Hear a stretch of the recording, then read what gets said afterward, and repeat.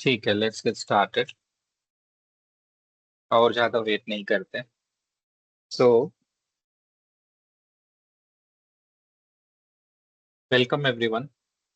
ये जो हमारा सेशन है, पहले मैं आपको थोड़ा सा 1 घंटा अराउंड स्पेंड करूंगा टू मेक यू अंडरस्टैंड कि सेशन क्या है, बिकॉज अभी पहला सेशन है आप लोगों का, पहली इस पूरे बैच का। तो बहुत सारे क्वेश्चंस होंगे, और तेरा फॉर्म अपने आप में टॉपिक भी ऐसा है जिसमें बहुत सारे डाउट्स एंड क्वेश्चंस रहते हैं।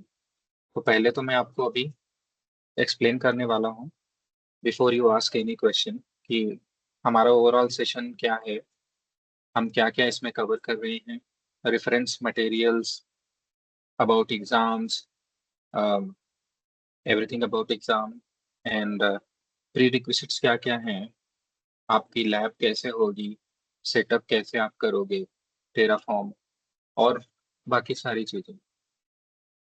राइट, सो पहले स्टार्ट कर दें। आई थिंक कई सा एक मेजर क्वेश्चन जो अक्सर लोग पूछते हैं वो है कि टेराफॉर्म आप किससे पढ़ाओगे, AWS से पढ़ाओगे या Azure से पढ़ाओगे। तो टेराफॉर्म हम लोग शुरू में तीनों मेजर क्लाउड के बारे में पढ़ेंगे। राइट, Azure भी पढ़ेंगे, AWS भी पढ़ेंगे, और GCP क्लाउड पे पढ़ेंगे। जहां से हमें डिफरेंशिएशन नहीं होगा तीनों का, और फिर हम जब ऐसी कार लैंग्वेज यानी एक्चुअली जो टेराफॉर्म है वो स्टार्ट करेंगे, वहां से फिर हम एग्जाम्पल में AWS लेंगे। But at the same time, आप अगर किसी दूसरे क्लाउड पे काम कर रहे हैं तो आई विल इनकरेज कि आप लोग प्रैक्टिस कंटिन्यू करें। सारे यूज केस सेम है, मैं गाइड करता रहूंगा, और साथ में अ, आपके जितने भी डाउट्स हैं वो सब आप डिस्कस कर सकते हो। सो विद दैट, जो हमारा ओवरऑल कोर्स शुरू है, ये पूरा कोर्स में हम लोग टेराफॉर्म कवर करेंगे। टेराफॉर्म में हैशिकार्प सर्टिफाइड टेराफॉर्म 003, ये हैशिकार्प का एग्जाम है। राइट, तो उसी को हम लोग कवर करने वाले हैं। कीपिंग दिस स्लाइड असाइड, ये एक लिंक है जो मैं आप लोगों को शेयर करने वाला हूँ जस्ट अभी।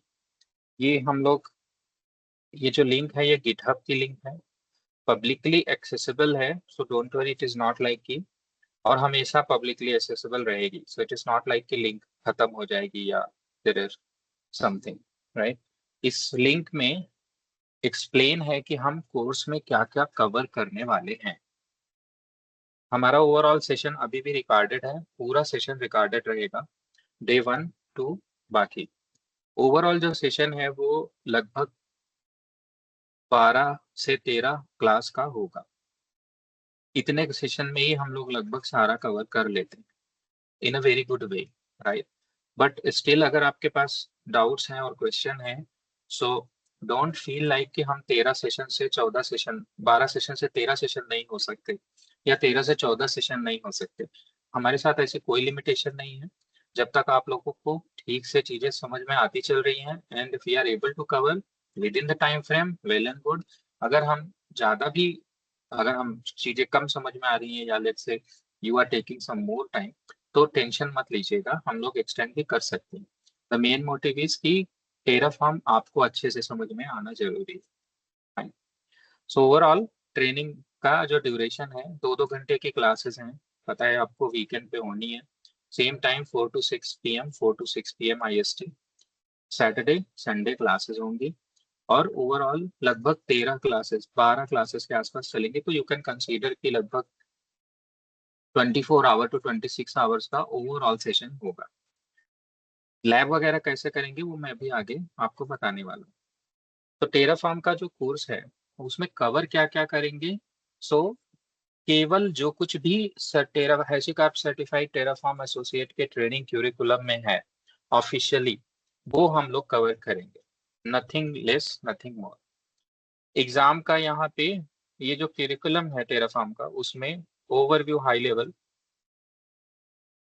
टेराफॉर्म क्या होता है, टेराफॉर्म कॉन्फ़िगरेशन लैंग्वेज HCL जिसको बोलते हैं, हैशीकार्प लैंग्वेज, उसके बारे में पूरा, टेराफॉर्म के providers, state management modules, provisioners, work space, cloud, Terraform enterprise, validation, security, best practices, example. Now exam preparation जो यहाँ लिखा है, हमारा एग्जाम प्रिपरेशन की कोई डेडिकेटेड अलग से क्लास नहीं होगी, बिकॉज मल्टीपल चॉइस क्वेश्चन है। रेड हैट के एग्जाम या फिर सीएनसीएफ के सीकेडी के जैसे एग्जाम तो ये है नहीं जिसमें आपको हैंड्स ऑन करना पड़ता है एग्जाम में, राइट। तो अगर हैंड्स ऑन करना पड़ता है तो क्योंकि आपको करना पड़ता है इसलिए आपको प्रिपेयर कराया जाता है सेट ऑफ क्वेश्चंस 15-16। लेकिन यहाँ पे मल्टीपल चॉइस क्वेश्चन है जिसमें आपको टिक मार्क करना है। तो यहाँ पे हम एग्जाम प्रिपरेशन हमारी डे 1 से होती चलेगी। आप सभी को my humble request is please don't join without your notepad. तो एक नोटपैड अपने पास जरूर रखिए जिसमें आप लोग सारे अपने एग्जाम के क्वेश्चंस में बताता चलूंगा डे 1 से, क्योंकि क्वेश्चन हर एक टॉपिक से आएंगे और मैं एग्जाम के क्वेश्चंस आपको डे 1 से बताता चलूंगा, आप नोट करते चलिएगा और लॉजिक आपका उसके अराउंड में पूरा क्लियर करता चलो। तो आपको राइट आफ्टर द सेशन आप अगर एग्जाम अपियर होते हैं तो 100% आप 80% प्लस 90% प्लस मार्क्स से क्लियर कर पाएंगे एग्जाम। डोंट वरी, ये पूरा सेशन जो हम कवर करने वाले हैं बिल्कुल एग्जाम के साथ चलता है और पूरा सेशन अगर आपने अच्छे से पढ़ा तो एग्जाम आपके लिए बिल्कुल मक्खन हो जाएगा, इसमें कोई दो राय नहीं। सो एग्जाम प्रिपरेशन अलग से नहीं है, हमारे सेशन के साथ ही साथ चले। आप लोग इसमें से कुछ कोर्स ऑब्जेक्टिव अगर देख रहे हैं, कोर्स ओवरव्यू, तो ऐसा नहीं है कि इसमें कोई चीज स्पेसिफिकली मेंशन नहीं है। जैसे Terraform security covers sentinel policies also, right. So don't worry कि आप फिर पूछने लगोगे सर सेंटिनल पॉलिसीज कवर करोगे क्या। मैंने क्या बोला, टेराफॉर्म में सारा कुछ A to Z कवर करेंगे, राइट, जो एग्जाम क्यूरिकुलम या कोर्स क्यूरिकुलम में है। यहाँ पे आपका ट्रेनिंग का जो प्लान है वो है फाउंडेशन एंड प्रैक्टिस। प्रैक्टिस के लिए मैं आप लोगों को लैब भी दूंगा, लैब एज इन की मैं आप लोगों को प्रैक्टिस के लिए प्रॉब्लम्स भी दूंगा कि ये कर रहिएगा अपने से। ट्रेनिंग के जो कंटेंट्स हैं वो सारे कंटेंट्स यहीं पे अवेलेबल हैं, राइट। इवन द डॉक्यूमेंट्स भी यहीं पे अवेलेबल है। If you go here in the classes, right, you will find out notes. Like let's say मैं इंट्रोडक्शन पे जाता हूँ तो यहाँ पे notes.md करके है, राइट, जहाँ पे कि हम रेफरेंस यहीं से लेके स्टार्ट करेंगे टेराफॉर्म के बारे में पढ़ाना। बट इसका ये मतलब बिल्कुल नहीं है कि आपको कोई टेराफॉर्म के इन रेफरेंसेस की कोई पीडीएफ नहीं मिलेगी आपके पास। जब आप आपका सारा सेशन रिकॉर्डेड होगा तो जब आप अब उन रिकॉर्डेड सेशन को आप एक्सेस कैसे करोगे, तो आप में से जो पुराने लोग हैं केआर नेटवर्क क्लाउड के साथ उनको पता है कि स्टूडेंट लॉग इन पोर्टल है केआर लैब ट्रेनिंग का, केआर नेटवर्क क्लाउड का। तो ट्रेनिंग पोर्टल से आपको लॉगिन आपको मिल जाएगा। लॉगिन मैं नहीं देने वाला क्योंकि मेरे पास कोई ऐसा एक्सेस नहीं है। लॉगिन का क्रेडेंशियल्स वगैरह सारा कुछ आपको एयर नेटवर्क क्लाउड से ही मिलेगा, जिनसे भी आपने एडमिशन लिया था उनसे कनेक्ट करेंगे, आपको सारा कुछ मिल जाएगा। जब आप लॉगिन करोगे तो वहीं पे आपको पीडीएफ भी मिलेगी और सारे रिकॉर्डेड सेशंस भी वहीं पे आपको मिलेंगे डिवाइस। मेरा जो काम है वो ये है कि कोर्स को आपको जितने भी सेशंस जैसे ही फिनिश होगा मैं इमीडिएटली सेशंस अपलोड कर देता हूँ। समटाइम्स सेशन अपलोड होने के बाद भी आपको विजिबल होने में थोड़ा टाइम लग सकता है। उसका रीजन ये है कि वीडियोस जब अपलोड होती हैं तो वो ट्रांसकोड एनकोड होती रहती हैं, उसके बाद ही अपीयर होती हैं। तो sometimes it may take time but आपको अवेलेबल हो जाएंगे। मैं जितने भी यहाँ पे लैब कराऊंगा प्रैक्टिस आपको अपने से करनी है। सारी लैब के फाइल्स उनके एग्जांपल्स आपको इसी सोर्स कोड से मिलेंगे। तो आप लोग चाहो तो इसको बिंदास फोर्क करके रख लो इस रेपोजिटरी को, अदरवाइज डायरेक्टली भी इसको यूज कर सकते हो। I always keep this repository updated. अब एग्जाम पे अगर हम चलें पर्टिकुलरली तो इसी में आपको एग्जाम एंड टीओसी का सेक्शन है, बाय द वे उसका लिंक यहाँ से भी है। So exam and study table पे आप क्लिक करेंगे तो ये आप जाएंगे एग्जाम एंड टीओसी पे। एग्जाम जो हमारा है टेराफॉर्म का उसमें असेसमेंट होते हैं, मल्टीपल चॉइस क्वेश्चंस आते हैं, सारे ट्रू एंड फॉल्स भी आते हैं, मल्टी ऑप्शनल होते हैं, सिंगल करेक्ट आंसर या फिर मल्टी करेक्ट आंसर भी होता है। मल्टी करेक्ट बहुत कम है, सिंगल करेक्ट वाले ज्यादा होते हैं, तो इजी होता है कंपेरेटिवली। और फॉर्मेट इसका है ऑनलाइन प्रॉक्टर्ड है। 1 घंटे का पूरा ओवरऑल आपका एग्जाम होता है टेराफॉर्म का। और सबसे सस्ता एग्जाम है, चीप एंड बेस्ट, लगभग 71 US डॉलर के आसपास है, which will cost you around 5000 में भी। कोई इसमें फ्री रिटेक नहीं होते इसके एग्जाम में। एग्जाम लैंग्वेज इंग्लिश है। प्रिपरेशन आप इसका लगभग 57 क्वेश्चन ओवरऑल कवर करने होते हैं।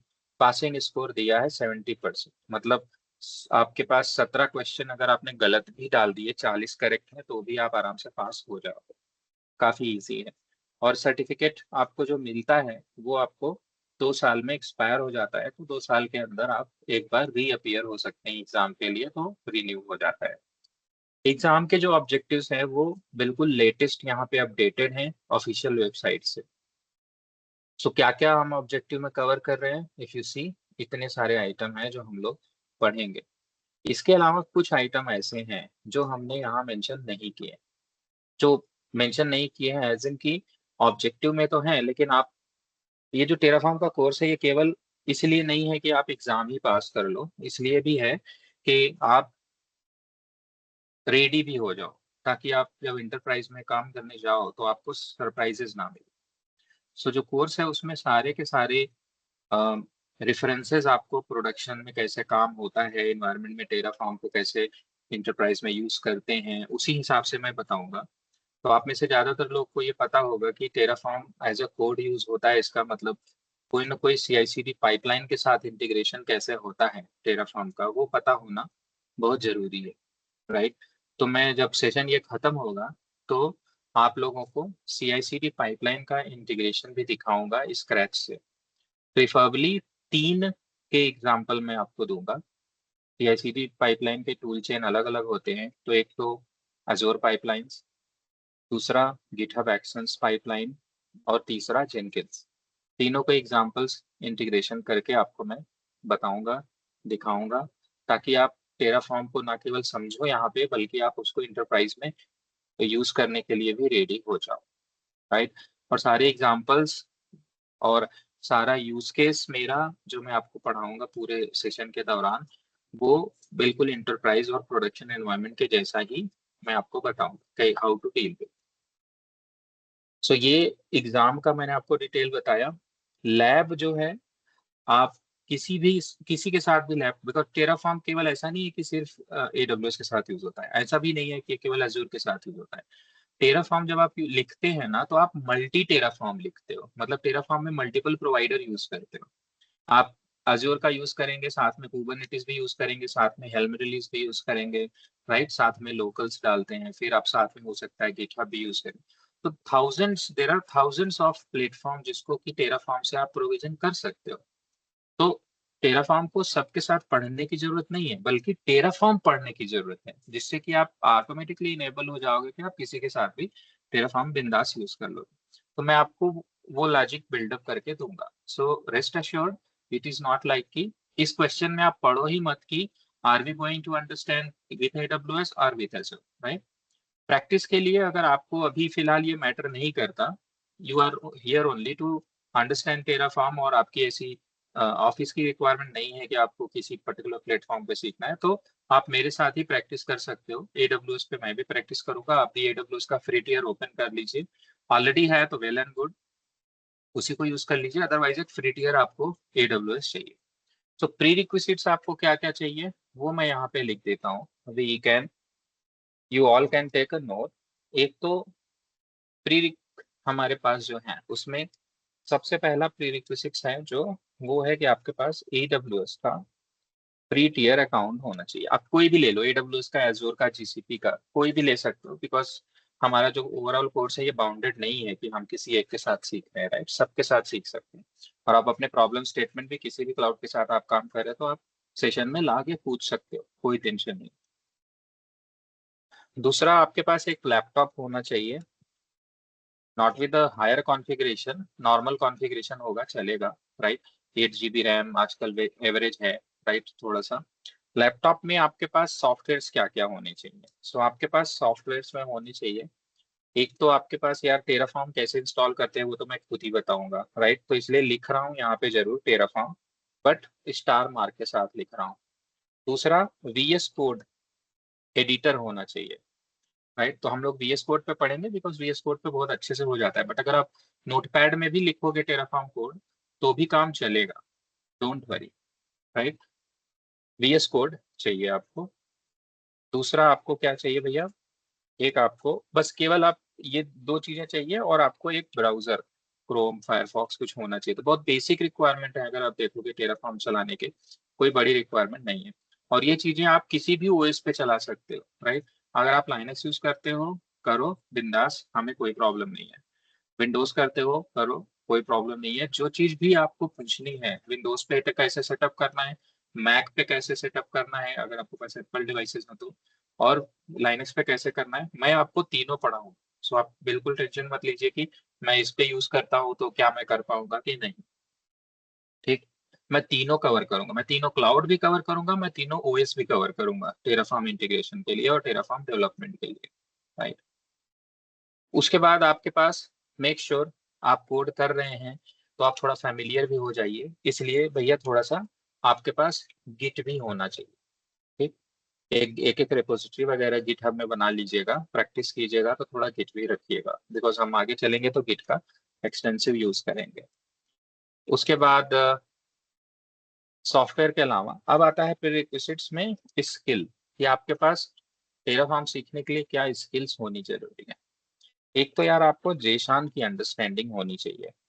जेसन की understanding fundamental, not very big.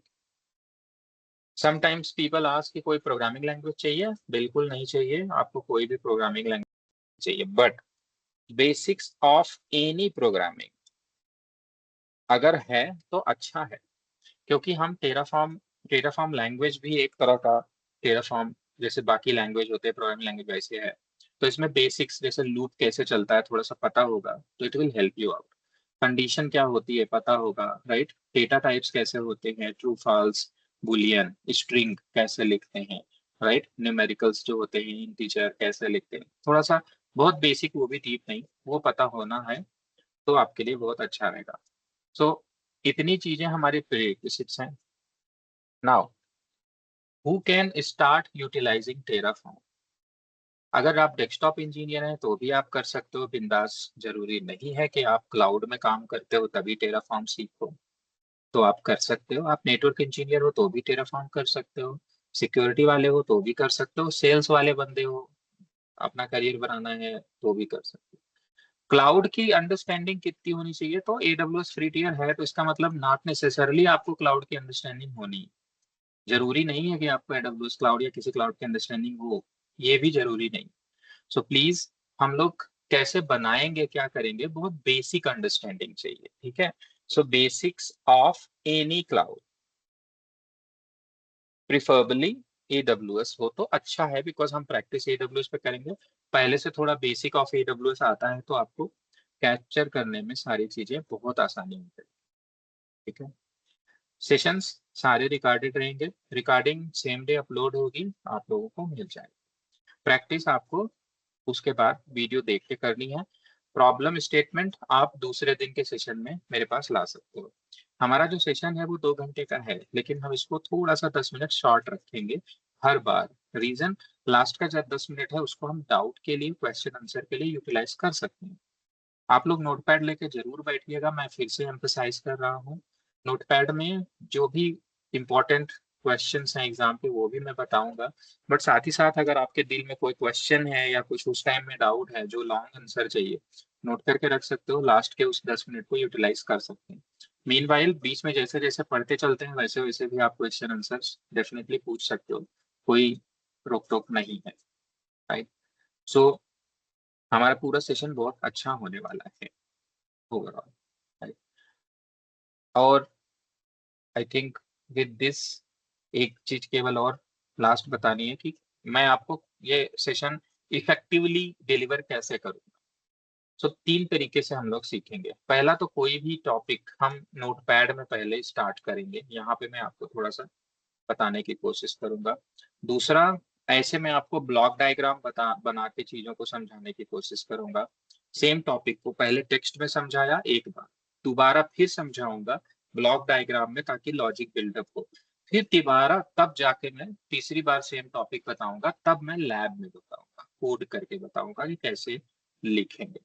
So effectively आपको एक ही टॉपिक जो भी मैं स्टार्ट करूंगा वो 3 बार समझने का मौका मिलेगा, text, block diagram, real practice lab, right. तो इस तरीके से हम लोग ट्रेनिंग को थोड़ा इफेक्टिव बना के चलेंगे। स्लाइड का इस्तेमाल मैं बिल्कुल नहीं करने वाला हूँ। शुरू में जो इंट्रोडक्शन की स्लाइड आपको ये वाली दिख रही है, ये सिर्फ इंट्रोडक्शन के लिए है, यहाँ यहाँ बस। उसके बाद स्लाइड का बिल्कुल यूज नहीं होगा। ट्रेनिंग के का एक पीडीएफ स्टडी गाइड है टेराफॉर्म का, जो ऑलरेडी आपके ट्रेनिंग पोर्टल पे आपको अपलोडेड मिल जाएगा, वहां से आप देख सकते हैं। ठीक है, आई थिंक मैंने सारे क्वेश्चन जो यूजुअली यूजर्स के, जो स्टूडेंट्स के पास होते हैं पहले, वो आंसर कर दिए हैं। नाउ इट्स गुड टाइम, आप लोग जिसके पास भी जो भी पूछना है, anything XYZ, before we start real अपना टेराफॉर्म में जाएं, इस कोर्स से संबंधित कुछ और पूछना है तो आप प्लीज अपने हाथ उठाइए, एक एक करके मैं आता हूँ एंड आप पूछ सकते हैं बिंदास। कोई भी क्वेश्चन हो, कुछ भी डाउट है कोर्स से रिलेटेड या एग्जाम से रिलेटेड या कैसे पढ़ाएंगे उससे रिलेटेड या कुछ भी कंटेंट, एनीथिंग।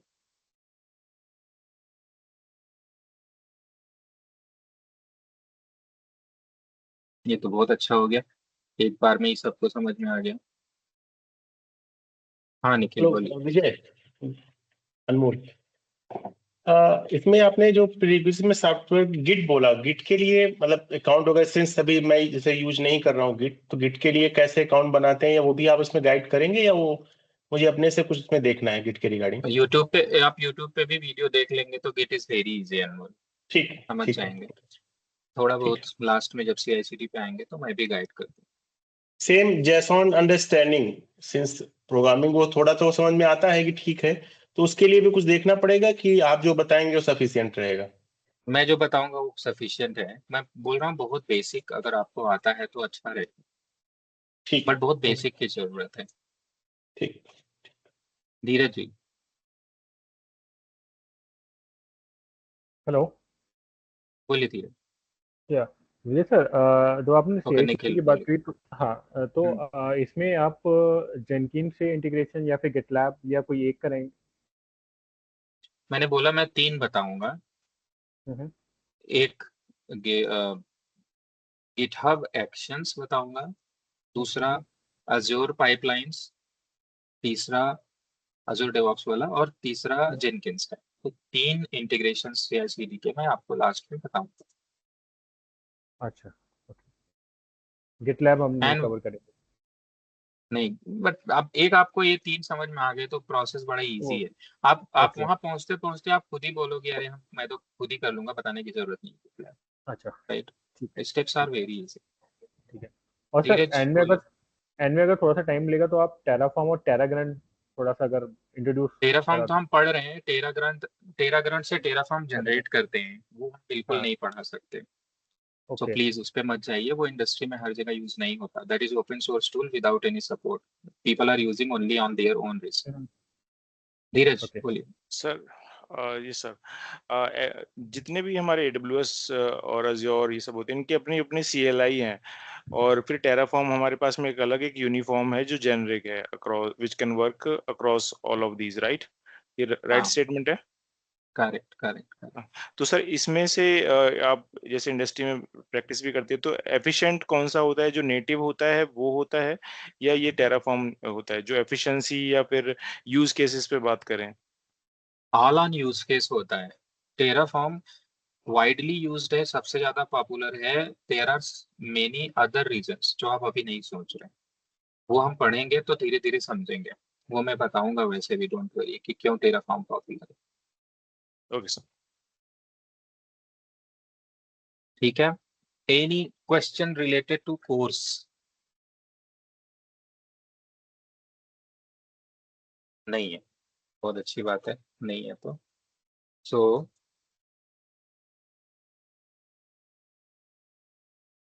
यूजुअली हम 1 घंटा लेते हैं, बिकॉज बहुत ज्यादा क्वेश्चंस होते हैं कोर्स को लेके और बाकी चीजों को। बट बड़ी अच्छी बात है, बैच से किसी ने कोई क्वेश्चन ही नहीं पूछा। ओके, तो I think we can get started with Terraform now. तो पहले उसी पे आ जाते हैं, टेराफॉर्म यूज ही क्यों करना है, राइट। एक तो हम टेराफॉर्म जब स्टार्ट करेंगे ना, तो हम यहाँ क्लासेस वाला जो सेक्शन है, इसमें से कवर करना शुरू करेंगे इंट्रोडक्शन से। तो नोट से चलते हैं। एक तो टेराफॉर्म है क्या। सो टेराफॉर्म ना एक टूल है, एक कमांड है, आप बोल सकते हैं बाइनरी कमांड।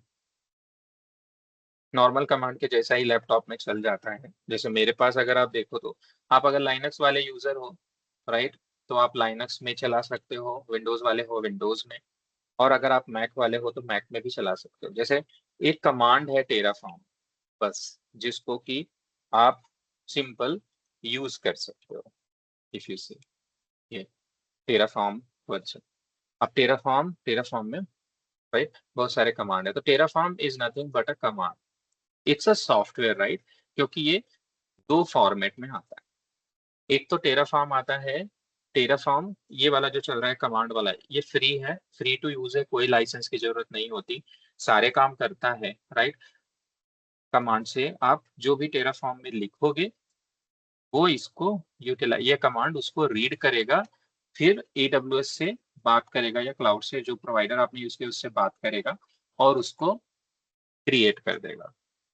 तो हम बेसिकली करते क्या है, हम इनपुट देते हैं टेराफॉर्म कमांड को इन अ फॉर्म ऑफ कोड। हम कोड में लिखते हैं कि हमें क्या चाहिए, हम बताते हैं। टेराफॉर्म को खुद से कुछ समझ में नहीं आता, टेराफॉर्म वही समझता है जो हम उसे बताते हैं।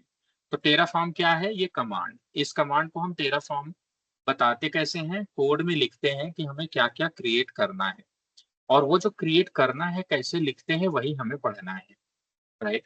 Terraform is all about writing the Terraform file. तो टेराफॉर्म, इसी को टेराफॉर्म डेवलपमेंट भी बोलते हैं। तो आपको लिखना है, जब आप लिख लेंगे तो उसके बाद हम टेराफॉर्म कमांड चलाते हैं। तो टेराफॉर्म उस फाइल को रीड करता है और समझता है अपने हिसाब से, ओके आपको ये क्रिएट करना है। फिर वो उस टारगेट प्रोवाइडर की या AWS या एज्योर या फिर GCP के API पे जाके कनेक्ट करता है और ये डेटा उठा के उधर डाल देता है, सो दैट कि वो क्रिएट हो जाए, राइट। तो यही है टेराफॉर्म।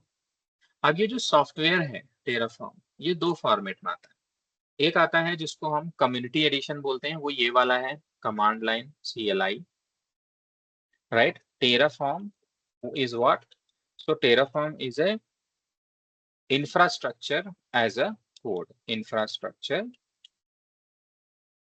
अच्छा, इंफ्रास्ट्रक्चर एज अ कोड क्यों बोलते हैं भैया इसको, क्योंकि ये इंफ्रास्ट्रक्चर बनाता है ना। इंफ्रास्ट्रक्चर क्या होता है, वो प्लेटफॉर्म, राइट। जैसे AWS में आप एक वर्चुअल मशीन बनाना चाहते हैं, 2-3 वर्चुअल मशीन बनाना चाहते हैं, फिर उस पर नोड पूल क्रिएट करेंगे, फिर उसमें कुछ लोड बैलेंसर बनाएंगे, उस पर पब्लिक IP रखेंगे, या एक VPC बनाना चाहते हैं, VPC के अंदर 3 सबनेट, तीनों अलग अलग अवेलेबिलिटी जोन में, फिर उसमें आपने सिक्योरिटी ग्रुप भी बनाना है उस VPC के अंदर, राइट। तो ये सारी चीजें हम टेराफॉर्म के कोड को लिख सकते हैं। इस पूरे चीजों को मिला के क्या बोलते हैं, इंफ्रास्ट्रक्चर। आप कोड में लिख देंगे और टेराफॉर्म कमांड चलाएंगे तो वो क्रिएट हो जाएगा, इसलिए इंफ्रास्ट्रक्चर एज अ कोड भी इसको बोलते हैं। But this is mainly doing a task of, कौन सा टास्क करता है ये, प्रोविजनिंग का, राइट। हम लोग इसको क्या बोल सकते हैं कि ये प्रोविजनर है। Sometimes people get confuse about configuration and provisioning. तो हमें थोड़ा सा इनके अंतर को समझना है कि यार कॉन्फ़िगरेशन क्या होता है और प्रोविजनिंग क्या होता है। प्रोविजनिंग बहुत सिंपल है, किसी रिसोर्स को क्रिएट करना, सिर्फ क्रिएट करना और डिस्ट्रॉय करना या उसको मॉडिफाई करना। कॉन्फ़िगरेशन होता है कि बने बनाए रिसोर्स के ऊपर उसके कॉन्फ़िगरेशन को चेंज करना। एग्जांपल के लिए एक वर्चुअल मशीन अगर आप VMware के अंदर बनाते हैं तो ये प्रोविजनिंग हुआ। आप चाहे कोड से बनाओ या आप अपने हाथ से बनाओ, मैन्युअली क्लिक क्लिक करके क्रिएट न्यू वर्चुअल मशीन, फिर उसमें CPU सेलेक्ट किया, रैम सेलेक्ट किया, राइट, उसके बाद आपने बनाया। या आप मैनुअल बनाओ, तब भी आपने एक VM प्रोविजन किया, वो प्रोविजनिंग आप कोड से करा लो, हो जाएगा, राइट। तो वो भी हो गया आपका इंफ्रास्ट्रक्चर, आप कोड में लिखिए, है ना। AWS में, GCP में या Azure में, तीनों में उनके खुद के भी अलग अलग infrastructure as a code option होते हैं। आपने AWS में क्लाउड फॉर्मेशन का नाम सुना होगा, बहुत ज्यादा एक्सटेंसिवली यूज होता है AWS, राइट। AWS में उसको बोलते हैं हम लोग क्लाउड फॉर्मेशन। अजोर में अगर आप जाइए तो वहां पे Azure resource manager template, ARM template का नाम सुना होगा, वो भी काफी ज्यादा यूज होता है।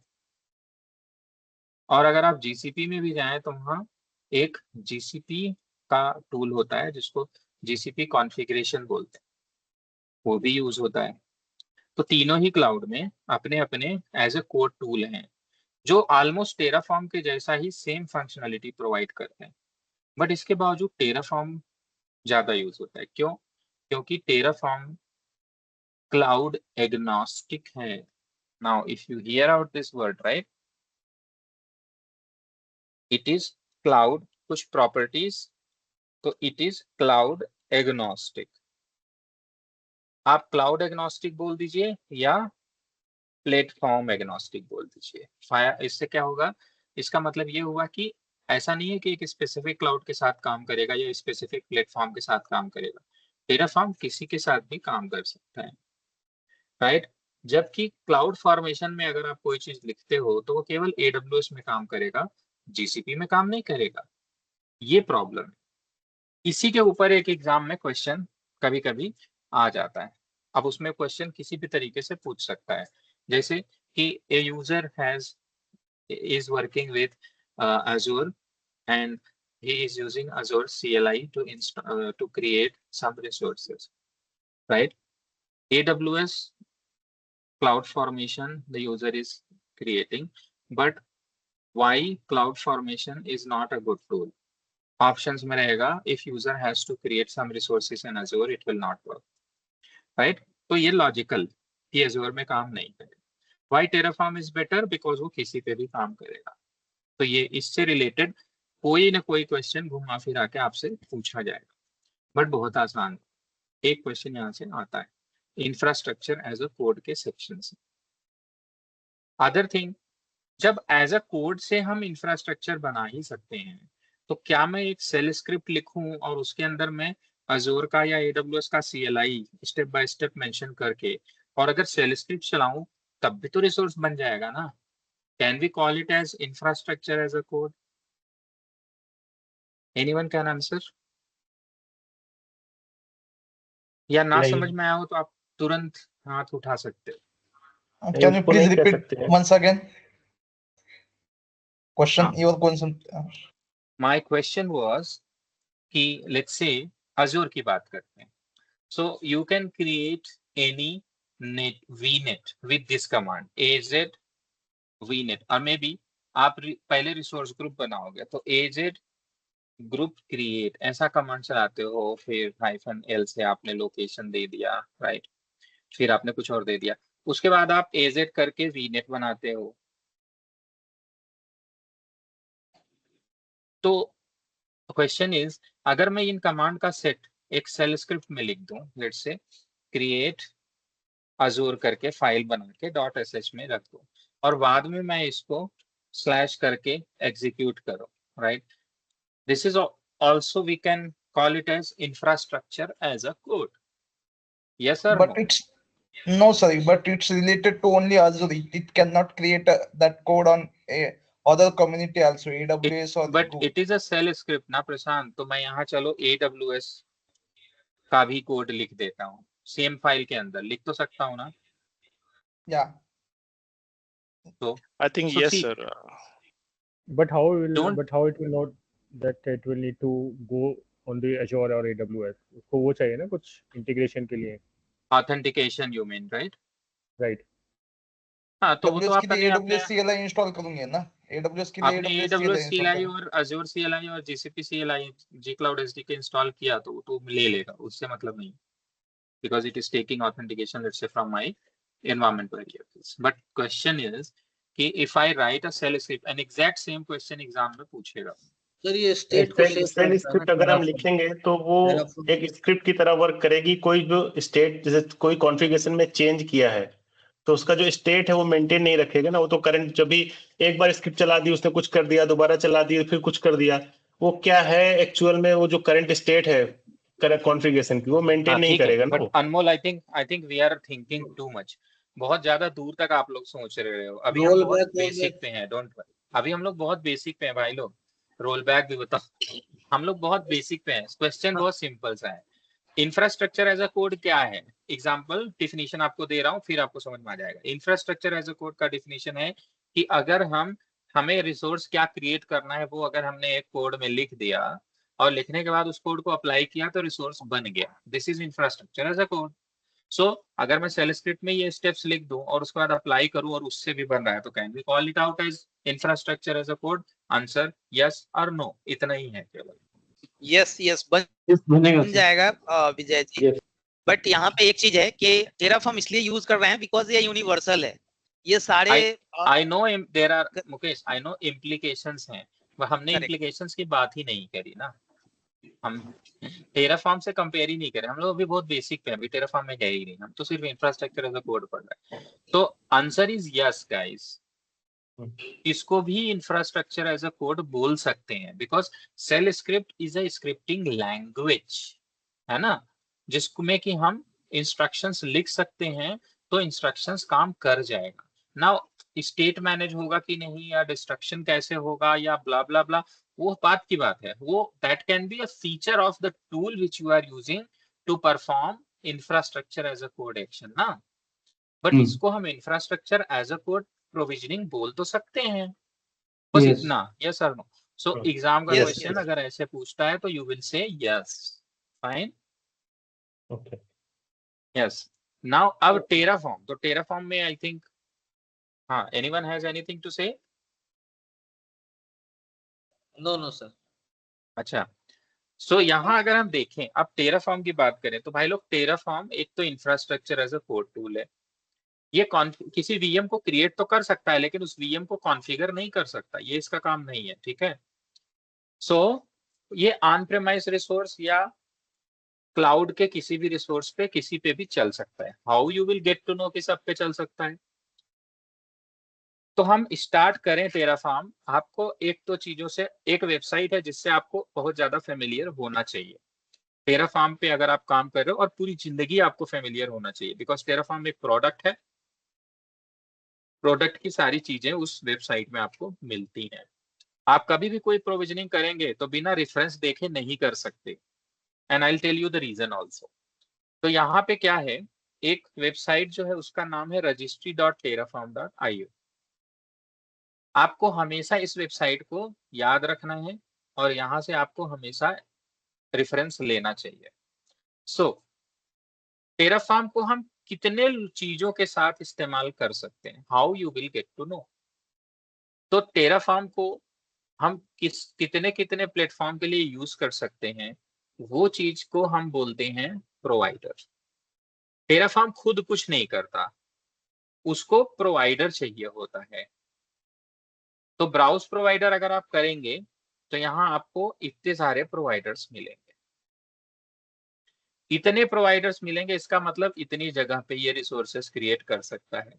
Terraform can work on AWS also, Azure, GCP Cloud, Kubernetes, Alibaba Cloud, Oracle, Active Directory, Specific, Archive, AWS Cloud Control, Active Directory, Azure Stack, Boundary, External, Google Beta, Helm के साथ, Consul Service के साथ, right? Even Cloud Platform खुद के साथ, Local, Salesforce, HashiCorp, Terraform, TLS, VMware के साथ, right? There are many others also. Akamai, Akira, Apex, अलग।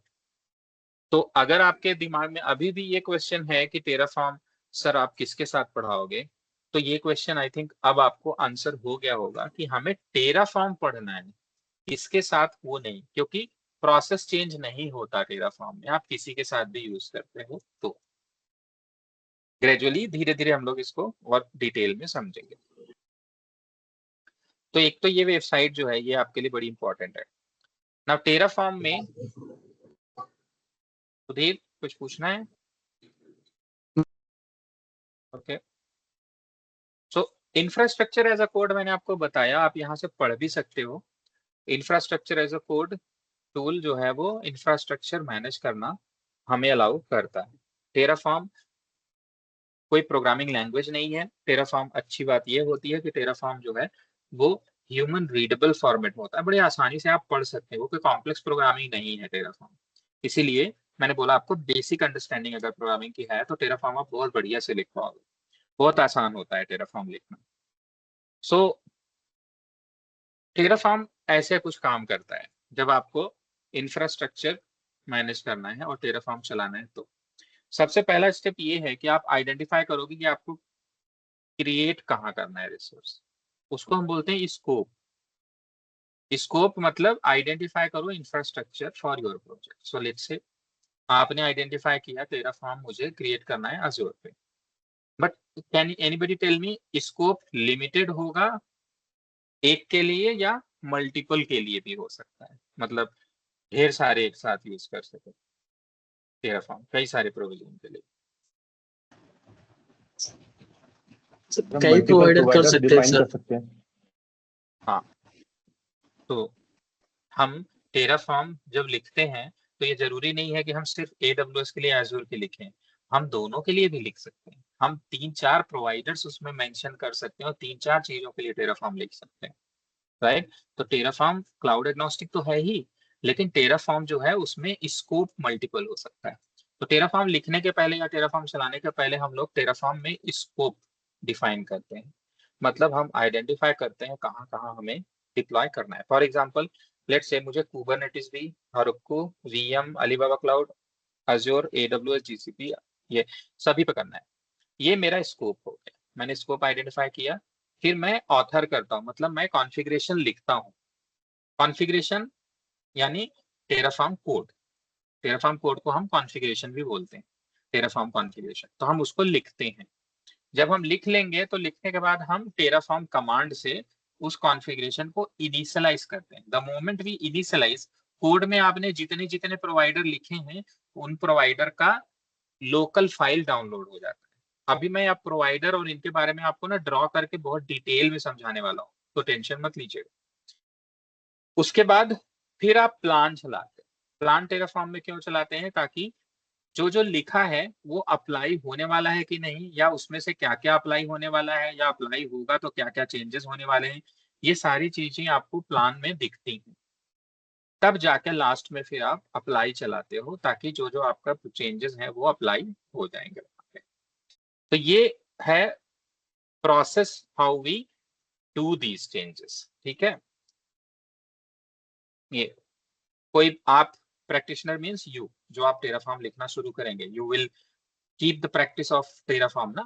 So practitioner writes usually the infrastructure as a code, they do the plan, then they do the apply, and then that apply action works out on all these providers जो भी mention किया है configuration file में, and then it provision the resources।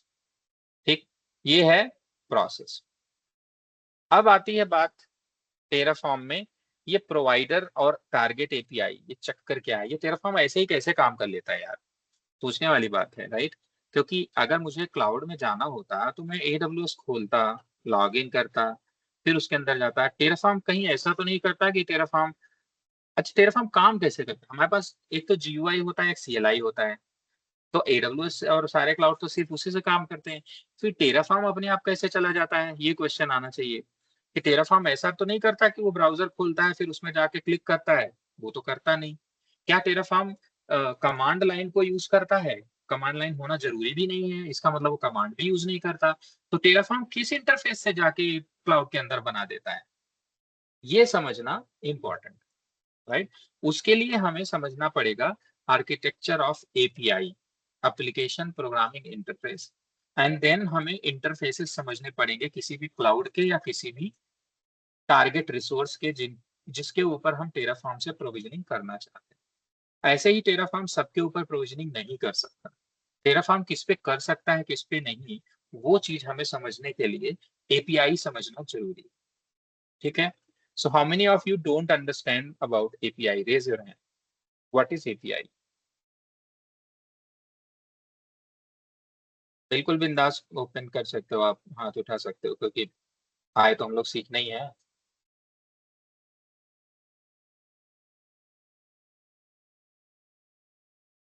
Very good, ठीक है, no problem. चलिए हाथ नीचे कर लीजिए, समझते हैं हम लोग कि यार API होता क्या।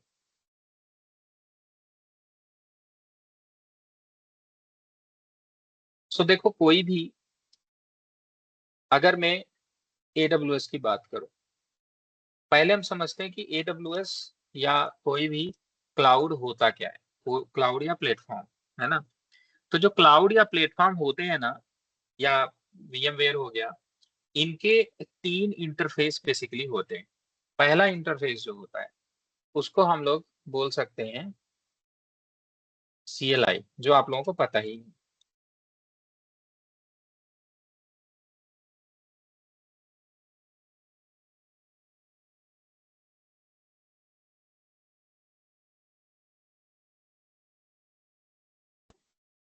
हेलो, स्क्रीन फ्रीज हो गया।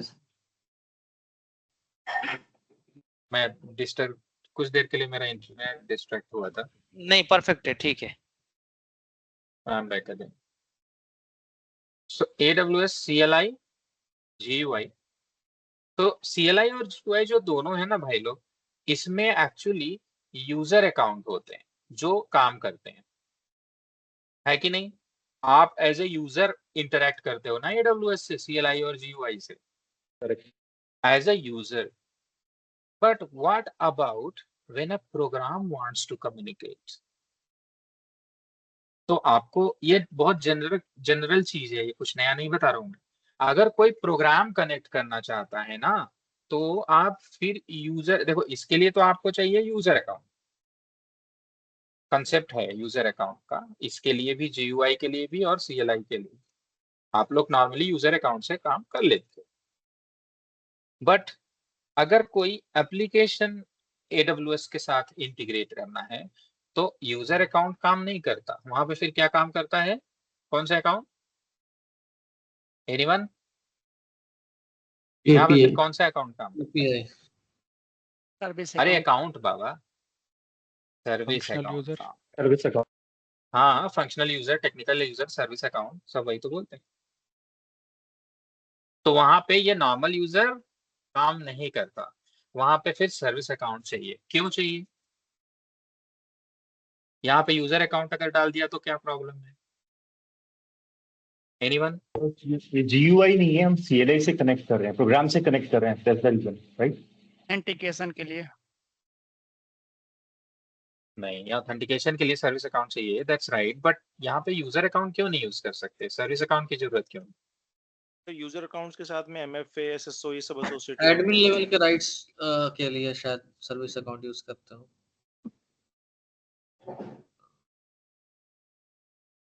अभी आपने में से किसी ने बोला कि यूजर अकाउंट के साथ MFA और बाकी सारी चीजें एसोसिएटेड होती हैं, दैट इज ट्रू। सबसे बड़ा रीजन तो यही है, क्योंकि एप्लीकेशन अगर कनेक्ट करने लगेगा तो वो मल्टी फैक्टर ऑथेंटिकेशन चला जाएगा, फिर आप उसमें कोड वोड कैसे डालोगे? एप्लीकेशन बेचारे को कैसे इतना काम कराओगे, राइट? वो इंटरेक्टिव तो हो। Application number one, application can not be interactive, interactively वो कुछ नहीं कर सकता, राइट? एप्लीकेशन है तो मतलब उसको इंटरेक्टिव नहीं होना, अब मांगने पे इनपुट नहीं देना, वो कर नहीं पाएगा। एक तो ये रीजन है। दूसरा सबसे बड़ा रीजन है, अगर आप एप्लीकेशन से इंटीग्रेट करते हो तो इसका मतलब लॉन्ग लास्टिंग है, वो एप्लीकेशन इंटीग्रेशन है तो मतलब हमेशा चलेगा। लेकिन यार यूजर अकाउंट तो हर 90 दिन पे पासवर्ड ही बदल जाता है उसका, है कि नहीं?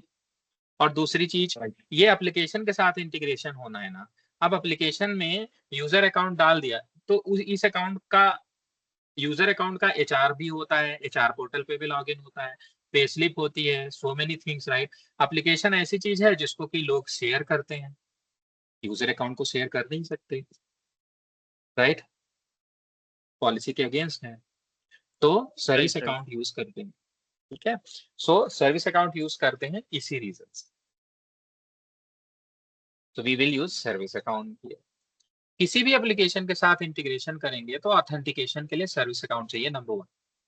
नंबर टू, जो एप्लीकेशन हमारा होता है ना, ये एप्लीकेशन जब इंटरेक्ट करेगा AWS के साथ तो एप्लीकेशन का अपना इंटरफेस होता है जिसको हम बोलते हैं API।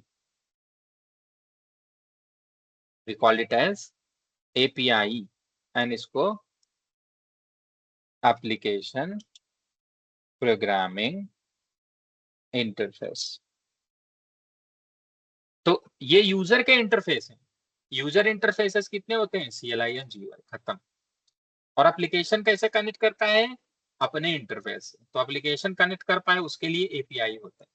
अब API क्या होता है? API काम करता है वेब पे, वेब पर काम करता है, यानी पोर्ट 80N443 पे काम करता है, लेकिन वेब के कॉल पे काम करता है। API बेसिकली क्या करता है ना, वेब के कॉल्स अगर आपको पता हो तो वेब के कॉल्स होते हैं like get, post, update, delete, right.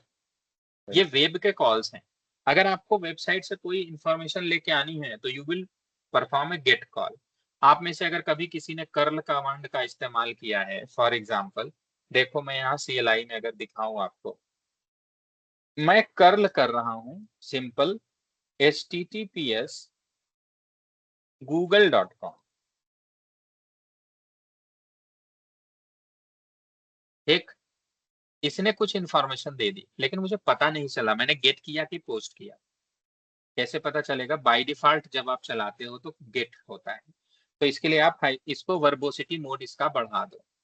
The moment you verbose, आपने कर्ल कमांड के साथ वर्बोसिटी मोड बढ़ा दिया, यू सी वी कर दिया, राइट। तब आपको पता चलता है कि इंफॉर्मेशंस लेके ये आ रहा है। And the call, what is the call happening here? अगर आप यहाँ नीचे जाए तो कहीं ना कहीं तो आपको वो गेट कॉल गेट हो रही है, वो चीज आपको जरूर दिखनी चाहिए। So this is connecting HTTP का वर्जन ये है, the cache control, the content security policy, XSS, where is that? Curl hyphen I use कर सकते हैं ना? कर्ल हाइफन कर्ल के साथ आई तो कुछ भी यूज कर सकते हैं। वो तो कर्ल तो सॉफ्टवेयर है, वो तो हम नहीं पढ़ रहे। But if you see here, तो यहाँ पे जो कॉल हो रही है ना, जैसे ही आप देते हो वैसे तो गेट होती है, मतलब इंफॉर्मेशन प्रिंट हुआ, कोई चीज वहां से गेट हुई, आई, करेक्ट। तो ये जब आप HTTPS पे करते हो ना, तो कर्ल क्या करता है, वो कनेक्ट करता है और API इंटरफेस सारी चीजें लेके आता है। बट API जो इंटरफेस होता है ना वो डिफरेंट। google.com API इंटरफेस नहीं है। फॉर एग्जाम्पल आप यहाँ पे GitHub ओपन करते हो, राइट, github.com, तो ये GUI है। GUI भी तो ब्राउजर बेस है, URL है। तो API कैसे होगा पता हमें? API दूसरे उस पे काम करता है, राइट। API का के लिए जो इनके URLs होते हैं यूजुअली इसमें SS/API होता है, उसके ऊपर काम करता है। बट अगर आपको देखना है तो API एंड पॉइंट, ऐसा आप GitHub का जैसे क्लिक कर लीजिए तो यहाँ आपको REST API एंड पॉइंट मिल जाएगा। तो पहले वाले पे ही चलते हैं। ये तो एक्चुअली API का इंटरफेस ये है, HTTPS API, ये है। तो आप ब्राउजर में इसको डालेंगे तो ब्राउजर API का काम करने लगा। देखो आ गए, दिखा? ये कौन सी कॉल हुई है? अगर आपको ब्राउजर्स में देखना है तो आप इसको यू कैन डू इंस्पेक्ट, और जब आप इंस्पेक्ट करेंगे, राइट, आप नेटवर्क में जाएं, आप इसको रिफ्रेश करें, राइट, तो ये API गया, ये डॉक्यूमेंट आया और ये गेट कॉल हुई, ठीक है। Console you can do again here, खुल जाओ, ठीक है। So this is the call, ये रिजल्ट है जो हमें मिलता है। रिजल्ट मिल किस में रहा है भाई लोग? ये है जेशान, ये जो जिसमें आ रहा है ये डेटा, इसको हम बोलते हैं जेशन, ठीक।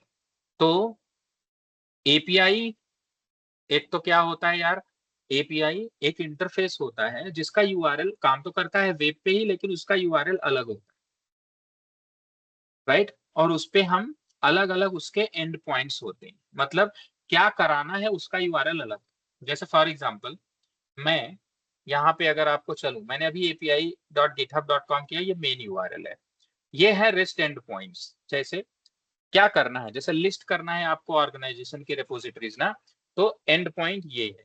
क्या करना पड़ेगा आपको इसमें? आपको इसे कॉपी करना है, ये यहाँ पे जाना है, सारी की सारी इंफॉर्मेशन आपकी जेशन में आएगी। देखो कैसे आती है। तो मैंने मेरी जो ऑर्गेनाइजेशन है वो यहाँ पे लिख दिया, जैसे मी विजय, और ये मैंने रिपोज डाला। Now what did you see here कि ये लिस्ट में आ रहा है और सारी रिपोजिटरीज का नाम। सो ट्रेनिंग अज्योर आ रहा है, ठीक, ये नाम आ रहा है, ठीक, ये पहला रिपोजिटरी। दूसरा रिपोजिटरी ट्रेनिंग जीसीपी, तीसरा रिपोजिटरी ये टेस्ट एक्शन, चौथा रिपोजिटरी और उसकी सारी प्रॉपर्टीज। तो आप क्या देख रहे हो कि ये गेट कॉल हो रही है सारी की सारी, जिससे कि इंफॉर्मेशन आ रही है। और इंफॉर्मेशन आप क्या देख रहे हो कि एपीआई इंटरफेस में सारी इंफॉर्मेशन जो होती है ना, वो जेसन के फॉर्मेट में आती है। और अगर हमें स्पेसिफिक इसमें से कुछ चाहिए तो हमें उसे फॉर्मुलेट करना पड़ता है। तो list of the organisational repositories वो आपको यहाँ दिख गई। इंडिविजुअल रिपोजिटरी देखनी है तो उसके लिए भी हमारे पास एंड पॉइंट होगा, जो कि उस एंड पॉइंट पे कॉल करोगे तो वो इंफॉर्मेशन लेके आएगा। तो एपीआई क्या होती है समझ में आ गया होगा। APIs are the end points, right. आप गेट कॉल कर सकते हो। If you see here curl का, यहाँ पे आपके ऑर्गेनाइजेशंस रहेंगे, ये गेट कॉल है, राइट। अगर आपको क्रिएट करनी है तो you can do post call also. You see here post. तो अगर आपको पोस्ट कॉल करना है तो बेसिकली आपको -X लगा के मेथड लिखना पड़ता है। अगर आपने मेथड नहीं लिखा तो डिफॉल्ट मेथड क्या होता है, गेट होता है। तो आपने पोस्ट कर दिया, पोस्ट किया, उसके बाद आपने, जब आप पोस्ट करते हो तो आप डेटा अपना जो है, जो आपका डेटा है वो आप जेसन में ही पास करते हो। जैसे यहाँ पे देखो ये डी, राइट, ऑर्गेनाइजेशन की रिपोजिटरी क्रिएट करने का ये ओवरऑल कमांड है, ठीक है। अब इसमें -D करके नेम दिया गया है, कॉमा डिस्क्रिप्शन दिया गया है, होम पेज और ये बाकी चीजें, राइट। प्रॉपर्टीज जो है वो सारी की सारी कैसे जा रही है, जेसन के फॉर्मेट में जा रही है। अगर आपको क्रिएट करना है तो पूरा डेटा लिखो, पोस्ट कॉल करो एपीआई पे, क्रिएट हो जाएगा। अगर आपको इंफॉर्मेशन निकालनी है, गेट कॉल करो, कोई एक प्राइमरी की दो, पूरा डेटा जेसन फॉर्मेट में आ जाएगा। But the format remains one, Jason. तो इट बिकम्स वेरी इंपॉर्टेंट कि आप जेसन को थोड़ा और अच्छे से समझें, राइट। चलते हैं थोड़ा सा जेसन के बारे में समझने की कोशिश करते हैं कि ऐसा क्या हो जाता है जिससे कि एपीआई जेसन को समझ लेता है। तो अगर जेसन को हम देखें तो जेसन स्टार्ट होता है करली ब्रेसेस से। जेसन इज ऑल अबाउट की वैल्यू, की वैल्यू, की वैल्यू। अब की वैल्यू क्या होती है, जैसे नेम और उसके बाद रीजन, सिटी, उसके बाद पुणे। ये एक Jason object, single Jason object. इस जेसन ऑब्जेक्ट में जो पहला वर्ड है वो है की, और जो ये है वो है वैल्यू। इस नेम की वैल्यू क्या है, विजय। इस नेम की वैल्यू, सिटी की वैल्यू क्या है, पुणे। ऐसे ही आता है। और अगर ये एक ऑब्जेक्ट है तो अगर हमारे पास मल्टीपल ऑब्जेक्ट हो सेम टाइप के तो हम उसे बोलते हैं लिस्ट। और लिस्ट स्टार्ट होती है जब ऐसे किया जाता है, यानी स्क्वायर ब्रैकेट में इस्तेमाल किया जाता है। ये देखिए, ठीक। अगर कोई भी लिस्ट आपको बनानी है तो लिस्ट में आइटम आप ऐसे डालते हो स्क्वायर ब्रैकेट, ठीक। जैसे कि मान लो मैं यहां शुरू करूं, मैंने लिखा ए, कॉमा पहला ऑब्जेक्ट, दूसरा ऑब्जेक्ट बी, कॉमा तीसरा ऑब्जेक्ट सी, राइट। तो ये लिस्ट है। इस लिस्ट के अंदर हमारे पास 3 ऑब्जेक्ट है, पहला, दूसरा, तीसरा। तो वैसे ही यहाँ पे ऑब्जेक्ट हो सकते हैं। इस तरह के ऑब्जेक्ट को हम बोलते हैं मैप। आगे हम और डिटेल में पढ़ेंगे डेटा टाइप्स के बारे में। तो पहला ऑब्जेक्ट, दूसरा ऑब्जेक्ट तो कामा करके सेम फिर यहाँ पे मैं लिखूंगा, और फिर मैं लिखूंगा यहाँ पे अगेन नेम, फिर मैंने लिखा राम, फिर मैंने लिखा सिटी, और फिर मैंने यहाँ पे लिखा टेली। क्या देखा आपने, this is a list of same object. लेकिन ऑब्जेक्ट में क्या हो रहा है, की नहीं बदल रही भैया, सिर्फ वैल्यू बदल रही। तो जेसन इज ऑल अबाउट की वैल्यू पेयर, है ना। जेसन इज ऑल अबाउट की वैल्यू पेयर। तो अगर मैं गेट करूंगा तो ये लिस्ट आएगी। अगर मैं पोस्ट करूंगा सेम इसी जेसन डेटा को तो ये चीज एग्जिस्ट नहीं करती होगी, तो बन जाएगी। तो पोस्ट से चीजें बन जाती हैं, गेट से चीजें आती हैं। तो एपीआई क्या है? एपीआई वो इंटरफेस है जो सिर्फ जेसन समझता है, जेसन लेगा, जेसन देगा। जीयूआई और सीएलआई क्या है? वेरिएबल है, उसमें इंटरफेस यूजर इंटरैक्ट करता है, कमांड लाइन इंटरैक्टिव है। जीयूआई क्या है? इंटरैक्टिव है, you give options one by one. CLI में भी आप दोगे तो may be that it can ask name, give it, enter, city, give it, enter, possible, we can create, right. CLI में या तो आप हाइफन हाइफन करके सारे ऑप्शन देके इंटर ही कर दो एक बार में, right, that will create. CLI GUI में क्या है? आपने क्रिएट बटन पे क्लिक किया, फिर आपने सारे ऑप्शन भरे, उसमें भी आप की वैल्यू ही भर रहे हो, वर्चुअल मशीन का नाम, वर्चुअल मशीन की आईपी, उसका सबनेट, उसका वीपीसी, उसका साइज, उसकी एमआईआईडी भर लिया, भरने के बाद सबमिट किया, बंद। तो एक्चुअली जो सीएलआई और जीयूआई है वो भी अगर हम ध्यान से देखें तो उसमें भी डेटा भरा जाता है और डाला जाता है, जब पोस्ट किया जाता है एक तरह से, राइट। एंड वो एट द एंड शायद जेसन ही कन्वर्ट हो जाता होगा और एपीआई पे हिट करता होगा, क्योंकि at the end API is universal.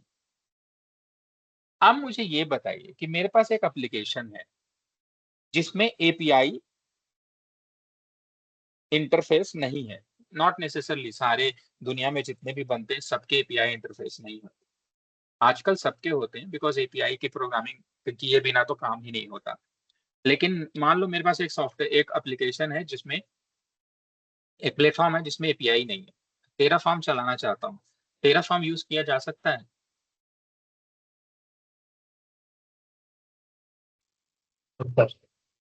No, no, primarily no, but could be. No इसलिए क्योंकि टेराफॉर्म क्या करता है ना, प्रोग्राम है, एप्लीकेशन है, और अभी मैंने आपको डिजाइन में समझाया, जब एप्लीकेशन कनेक्ट करता है तो वो जीयूआई सीएलआई पे नहीं करता, वो एपीआई पे कनेक्ट करता है। और एप्लीकेशन को जेसन का डेटा पता होना जरूरी है, और आपको ये पता हो नहीं सकता खुद से, आपको किसी भी एपीआई का ये कौन सा वैल्यू रखना है, कौन सा की रखना है, ये आपको पता हो सकता है? पहले से पता हो सकता है? आप बताओ, क्या की रखना है, क्या वैल्यू रखना है, ये आपको पहले से पता हो सकता है? एनीबॉडी? और क्या ये की वैल्यू एडब्ल्यूएस में अलग, अजूर में अलग, जीसीपी में अलग होगी या सेम होगी बेस्ड ऑन उनके रिसोर्स? कभी भी सेम नहीं होगी, कभी भी सेम नहीं होगी, बिकॉज की वैल्यू की प्रॉपर्टीज सॉफ्टवेयर टू सॉफ्टवेयर, मैं अपने सॉफ्टवेयर में क्या चीज बनवाना चाहता हूँ मेरी मर्जी, तो मैं तो अपने हिसाब से एंड पॉइंट दूंगा, अपने हिसाब से की वैल्यू दूंगा ना। आपको एक एग्जांपल बताता हूँ, AWS में वर्चुअल मशीन को EC2 इंस्टेंस बोला जाता है, तो EC2 instance name is equal to ऐसा करके शायद होगा, राइट। GCP में VM इंस्टेंस बोला जाता है और अजूर में ओनली VM बोला जाता है, तो की इसकी सेम कैसे होगी? नहीं हो सकती। So what? तो जब कभी भी कोई प्लेटफॉर्म अपना API एंड पॉइंट पब्लिश करता है तो वो साथ में उसका डॉक्यूमेंटेशन भी पब्लिश करता है कि आप उसमें क्या क्या की वैल्यू देंगे। अजूर का डॉक्यूमेंटेशन क्या क्या की वैल्यू देंगे एपीआई का, वो अवेलेबल है, जीसीपी का अवेलेबल है। अगर कोई भी पब्लिक प्लेटफॉर्म एपीआई इंटरफेस पे काम करता है, उसकी एपीआई का डॉक्यूमेंटेशन अवेलेबल होगा। दिस इज इम्पॉसिबल कि अवेलेबल ना, क्योंकि उसने एपीआई डेवलप किया है, उसने एपीआई एंड पॉइंट्स डेवलप किए हैं, उसने उसको की वैल्यूज चाहिए, तो क्या की वैल्यूज चाहिए वो वही जानता है। इसलिए हर एक सॉफ्टवेयर कंपनी जो एपीआई एक्सपोज करती है वो उस एपीआई का डॉक्यूमेंटेशन पब्लिश करती है। नाउ यू अंडरस्टैंड मैं क्यों बोल रहा हूँ कि आपको अजूर, AWS या GCP पूरा इंटीग्रेशन सीखने की कोई जरूरत नहीं। क्यों? क्योंकि आपको सिर्फ वो डॉक्यूमेंटेशन चाहिए कि यार क्या की चाहिए, क्या वैल्यू चाहिए, वो मिल जाए तो आप काम करो। सो क्वेश्चन इज, टेराफॉर्म में ये चीज कैसे पता चलेगी? तो टेराफॉर्म में आपको इसी रजिस्ट्री से पता चलती है। जैसे अगर मैं AWS में जाऊं तो AWS में आप क्लिक करेंगे, क्लिक करके आप ये डॉक्यूमेंटेशन है यहाँ जाएंगे, तो आप यहाँ देखो, आपको सारे रिसोर्स क्रिएट करने का ऑप्शन अवेलेबल है, सारे ही रिसोर्स क्रिएट करने का डॉक्यूमेंटेशन। क्यों? क्योंकि इसकी एपीआई में कौन सा की वैल्यू लगता है हमें क्या पता, तो टेराफॉर्म को भी क्या पता, तो इसलिए इसके प्रोवाइडर के डॉक्यूमेंटेशन में वो चीज अवेलेबल है। सो अगर मैं यहाँ वीपीसी पे जाऊं, वर्चुअल प्राइवेट क्लाउड, और मुझे वीपीसी बनाना है, तो मुझे AWS_VPC देखना पड़ेगा, AWS_VPC, और ये देखो उसमें क्या क्या भरना है, उसको हम बोलते हैं आर्गुमेंट्स। ये भरना है, ये भरना है, ये भरना है, ये भरना है, ये भरना है। जेसन में लिख दिया एंड पोस्ट करेंगे तो AWS VPC बन जाएगा।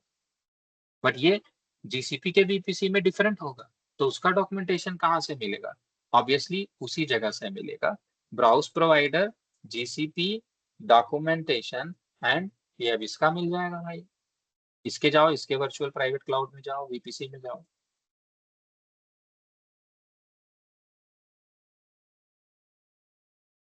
नेटवर्क में फायरबेस,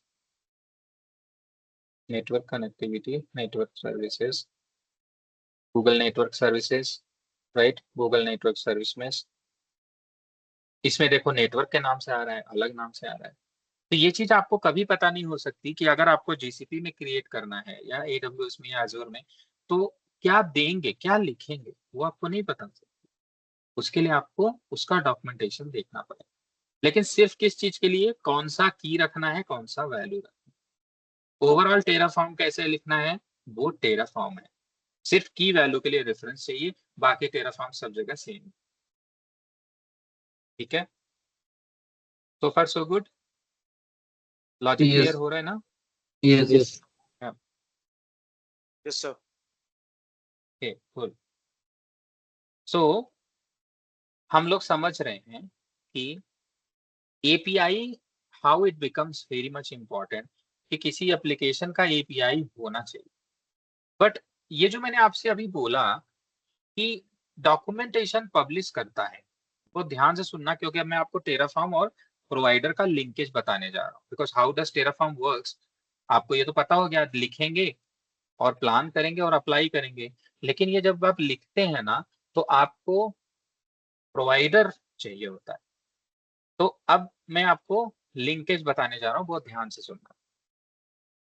डॉक्यूमेंटेशन आप एज ए यूजर जाके देख सकते हो, लेकिन टेराफॉर्म कैसे पता चलेगा? टेराफॉर्म जाके डॉक्यूमेंटेशन कैसे देखेगा? या टेराफॉर्म में अगर लिख दिया आपने, तो टेराफॉर्म तो अपनी लैंग्वेज में लिखता है, वो AWS की लैंग्वेज में कन्वर्ट कैसे हो? सो अब मैं आपको एक एनालॉजी दे रहा हूं, जैसे for example, think like I have two objects here, AWS, then here something, here Terraform. Terraform AWS से कनेक्ट करना चाहता है, पर Terraform को पता नहीं है कि AWS में कौन सा की वैल्यू, कौन सा जेसन लिखा जाए, किस फॉर्मेट में AWS में डेटा पोस्ट किया जाए। तो Terraform को अगर एक डिक्शनरी मिल जाए, जैसे मान लो, गिविंग एन एग्जांपल, इसके जस्ट नीचे US प्रेसिडेंट बिडेन, सही एग्जांपल नहीं है। दूसरा एग्जांपल, रसिया के प्रेसिडेंट व्लादिमीर पुतिन, क्योंकि पुतिन को हिंदी नहीं आती। और ये हैं मोदी जी। अब मोदी जी को हिंदी आती है, पुतिन को रसिया आती है, रशियन, लेकिन इनको हिंदी समझ में नहीं आती, इनको रशियन लैंग्वेज समझ में नहीं आती। अगर मैं कोई ये एक्स यहाँ बिठा दूं जिसको दोनों आती, मतलब ट्रांसलेटर। अब ट्रांसलेटर के पास क्या है? ट्रांसलेटर को क्या चाहिए? Dictionary of Hindi and Russian both. उसको हिंदी और रशियन लैंग्वेज के डिक्शनरी चाहिए। तो क्या ये कम्युनिकेशन पॉसिबल है? Now this is okay? Yes. Yes. Yes. Same वैसे ही टेराफॉर्म बेचारा थेरा सॉफ्टवेयर, इसको पता नहीं होता कि इसको कौन सी लैंग्वेज समझ में आती है, तो इसको चाहिए होता है एक चीज जिसको हम बोलते हैं प्रोवाइडर, या इसी को बोला जाता है plugins. Module and plugins are different in Terraform. इसी को बोलते हैं हम प्लगइन्स, प्रोवाइडर प्लगइन्स। तो टेराफॉर्म को प्लगइन्स या प्रोवाइडर क्यों चाहिए?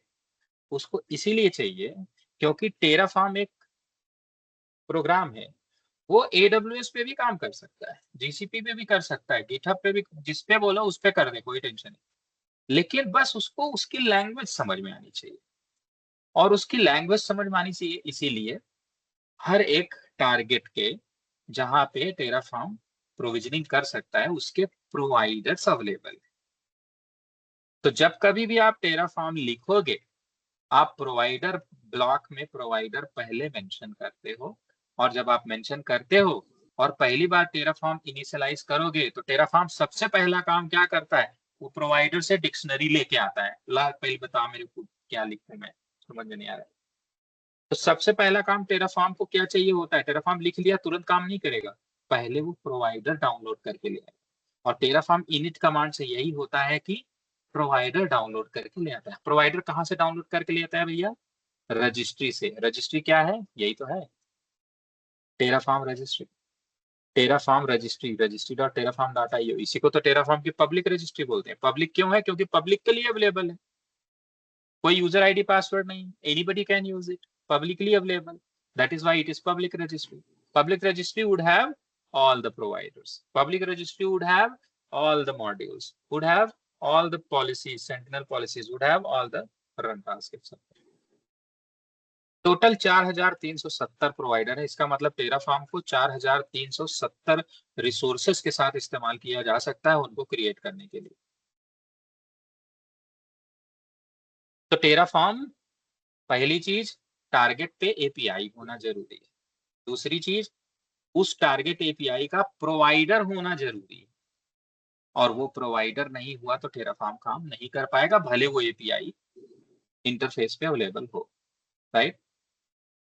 अब आते हैं टेराफॉर्म में ये जो प्रोवाइडर है, ये हम देख रहे हैं टीयर हमारे पास 3 है। इनका क्या मतलब है? ठीक है, राधेकांत जी बोलिए। सर यहाँ टारगेट एपीआई आप AWS वगैरह के लिए बोल रहे हैं ना? AWS वगैरह के लिए बोल रहा हूँ, करेक्ट करेक्ट। टारगेट एपीआई मतलब जहां पे हम प्रोविजन करना चाहते हैं।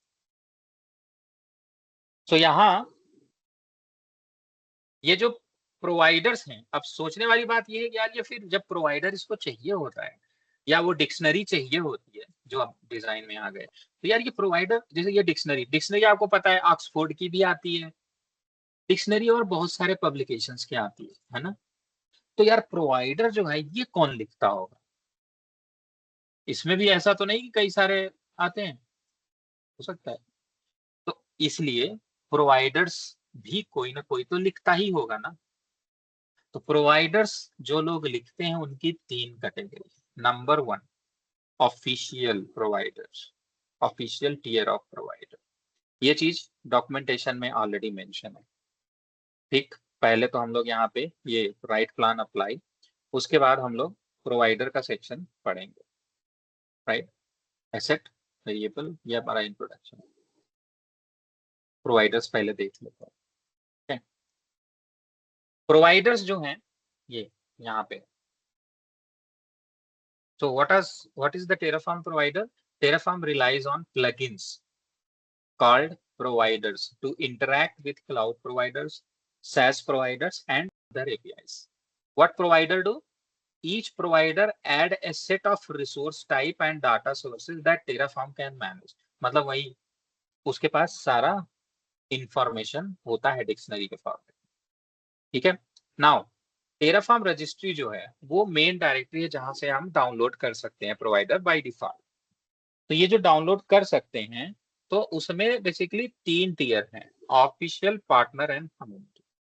ऑफिशियल में ऐसे प्रोवाइडर्स होते हैं जो टेराफॉर्म हैशिकार खुद उनके प्रोवाइडर्स लिखता है, मतलब बेचारे टेराफॉर्म को या हैशिकार कंपनी को कंटिन्यूअसली उनके एपीआई एंड पॉइंट का डॉक्यूमेंटेशन देखना होता है। हो सकता है वो सॉफ्टवेयर कंपनी कल को एक नई सर्विस लॉन्च करे, उसका एक नया API provider API and point लिखते हैं ना, तो उनको देखना पड़ता है कंटिन्यूअसली और उसके प्रोवाइडर्स को मैनेज करना पड़ता है। Now you may be surprise कि सर अगर प्रोवाइडर जो होते हैं वो एंड पॉइंट पे डिपेंड करते हैं, और आज हमने एक प्रोवाइडर लॉन्च किया और कल किसी एडब्ल्यूएस ने एक नई सर्विस लॉन्च की तो उसका एंड पॉइंट भी उसके एपीआई में आ गया, तो अब ये वाला प्रोवाइडर तो उसे नए वाले को प्रोविजन कर ही नहीं पाएगा ना, तो कैसे होगा काम।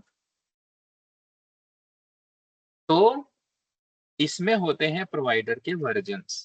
कैसे होते हैं आओ जरा देखते हैं। सो जब आप प्रोवाइडर किसी भी प्रोवाइडर को आप सेलेक्ट करोगे तो आपको दिखेगा वर्जन, और आप क्लिक करोगे तो आप देखोगे प्रोवाइडर्स के वर्जन कब कब पब्लिश हुए। See this. तो जब भी प्रोवाइडर, जब भी एपीआई के एंड पॉइंट में कोई नया यूआरएल आता है या कोई नया एंड पॉइंट आता है या कोई चेंज होता है सिक्योरिटी रीजन से, तो उसका रिस्पेक्टिव प्रोवाइडर टेराफॉर्म का जो होता है उसका नया वर्जन आता है, पब्लिश किया जाता है। See that's how. Now the question is, जो मैं आपको बता रहा था कि ऑफिशियल कौन होते हैं। ऑफिशियल वो प्रोवाइडर्स हैं जिनके प्रोवाइडर के प्लगइन फाइल्स को, right Sudhir be on mute please, उनके प्लगइन प्रोवाइडर्स को हैशिकार कंपनी खुद मैनेज करती है। और ये चीज मैंने यहाँ पे लिखा हुआ, namespace managed by official providers are owned and maintained by HashiCorp. HashiCorp खुद मैनेज करती है। और मैं आपको कोड लिखने के टाइम में बताऊंगा भी कि कैसे आप आइडेंटिफाई कर पाओगे कोड लिखने के टाइम में ही कि कौन सा ऑफिशियल है। पार्टनर कौन से होते हैं? पार्टनर वो प्रोवाइडर्स हैं जिनको की टेराफॉर्म, जो कंपनी वाले होते हैं ना पार्टनर, जैसे अलीबाबा क्लाउड, तो अलीबाबा वाले खुद अपने लिए टेराफॉर्म का प्रोवाइडर अपने प्रोडक्ट के लिए वो खुद ही मैनेज करते हैं और वो यहाँ पे पब्लिश कर देते हैं। आओ जरा देखें, अगर मैं फिल्टर करूं ओनली ऑफिशियल, ओनली ऑफिशियल में क्लाउड प्रोवाइडर्स में AWS, Azure, GCP, इन तीनों का और कुबरनेटिस, इनका जो प्रोवाइडर है वो हैशिकार खुद मैनेज करता है। देखो ऑफिशियल का फिल्टर मैंने लगाया। साथ ही साथ आप यहाँ भी देख सकते हो बाई हैशिकार्प लिखा है, by HashiCorp, by HashiCorp, by HashiCorp, हर सभी में बाई हैशिकार्प खुद। There are 33 only, there are 33 only providers which is officially managed by HashiCorp for Terraform. Rest of the other providers are managed by either the partners. Now click and you will see partner. So if you click on partner, you will see Alibaba Cloud or Oracle Cloud Infrastructure. इनके जो providers हैं, it is managed by not HashiCorp but the provider itself. जैसे और कैसे, तो Azure manage करता है ALZ, apex del manage करता है एपेक्स का, एपीकेओ चेन गार्ड डेव वाले एपीकेओ को मैनेज करते हैं। जेफ्रॉग सूजे की जो कंपनी है वो आर्टिफैक्टरी, ये प्रोविजनिंग भी टेराफॉर्म होती है, इसको मैनेज करती है। If you see there are many other providers, right, the Azure DevOps is also a provider which is managed by Microsoft, right. Barracuda Networks manage करता है बाराकूडा वेब एप्लीकेशन फायरवॉल वायरफ्लो। So these are the partners, right, VMware Carve। And ये तो हो गया partner. अब आता है कम्युनिटी कौन से होते हैं। कम्युनिटी वो होते हैं जिसमें मैं, आप या कोई भी एक प्रोवाइडर नया लिखा, यहाँ पब्लिश कर दिया, तो कोई ऐसे ही प्रोवाइडर नहीं लिखा सकता। यू सी हियर नाउ ना, ये बाय ग्रेग ओसी, ये by Ansible, by this, by this, by this person, by this person, by this person. और कम्युनिटी है तो भैया प्रोवाइडर डुप्लीकेट भी हो सकता है। इसका देखो एडी, इसका एडी, इसका एडी, एडी एडी एडी एडी, पता नहीं इतने सारे एडी क्यों लिख दिए इन लोगों ने। कोई रोक टोक नहीं है, पब्लिक है, कोई भी जाके रजिस्ट्री पे पब्लिश कर सकता है। Now the question should be, लिखें कैसे, या प्रोवाइडर्स कैसे लिखा जाता होगा। प्रोवाइडर्स गो लैंग्वेज में लिखा जाता है, गो लैंग्वेज में लिखा जाता है, ठीक है। टेराफॉर्म की बाइनरी जो है, टेराफॉर्म सॉफ्टवेयर, वो खुद भी गो लैंग्वेज में बना हुआ है, लिखा हुआ है, हैशिकार्प ने लिखा है उसको। बट टेराफॉर्म रन करने के लिए गो लैंग्वेज होना जरूरी नहीं है। It's an exam question, exam में ये क्वेश्चन पूछता है, you can take a note of it. Exam में क्वेश्चन पूछता है कि does Terraform requires Go language to be installed? Yes, no. Terraform को रन करने के लिए Go language की कोई जरूरत नहीं। आपके लैपटॉप में Go lang नहीं है, इट्स ओके, Terraform चलेगा। वो Terraform सॉफ्टवेयर है ना, बाइनरी है, खुद तो एग्जीक्यूट कर ही सकता है।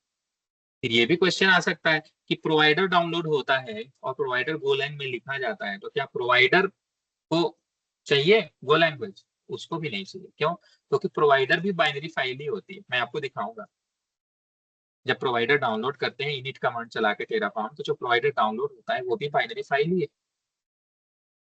तो टेराफॉर्म गोलैंग में लिखा जाता है, प्रोवाइडर्स गोलैंग में लिखे जाते हैं, लेकिन Golang is not a dependency for anything. Examples. So ये हो गया हमारा प्रोवाइडर्स क्या होते हैं टेराफॉर्म में।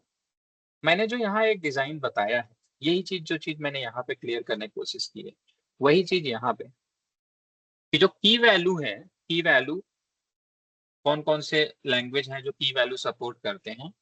एक तो XML, जेसन और यामल, मेनली जेसन और यामल है, राइट, जिसमें की वैल्यू आती है। जेसन जो है उसमें भी की वैल्यू होती है, यामल जो है उसमें भी। यामल में इंडेंटेशन मैटर्स, जेसन में इंडेंटेशन डोंट मैटर्स। सो मैंने आपको बताया है यहाँ पे कि जैसे GUI होता है तो उसमें आप क्रिएट VM पे क्लिक करते हैं, फिर VM नेम डालते हैं या IP साइज वगैरह डालते हैं। यूजर अकाउंट की जरूरत पड़ती है और यूजर ही GUI के थ्रू ट्रिगर करता है, तो AWS, Azure या GCP कहीं पे भी काम होगा। CLI जो होती है वो यूजर अकाउंट अगेन ट्रिगर करता है, यूजर ट्रिगर करता है, एंड देन रिसोर्स क्रिएट होता है।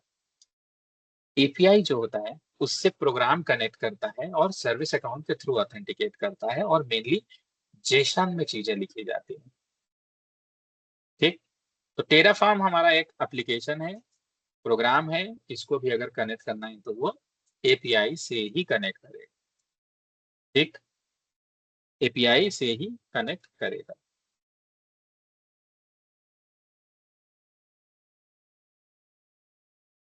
Okay, next.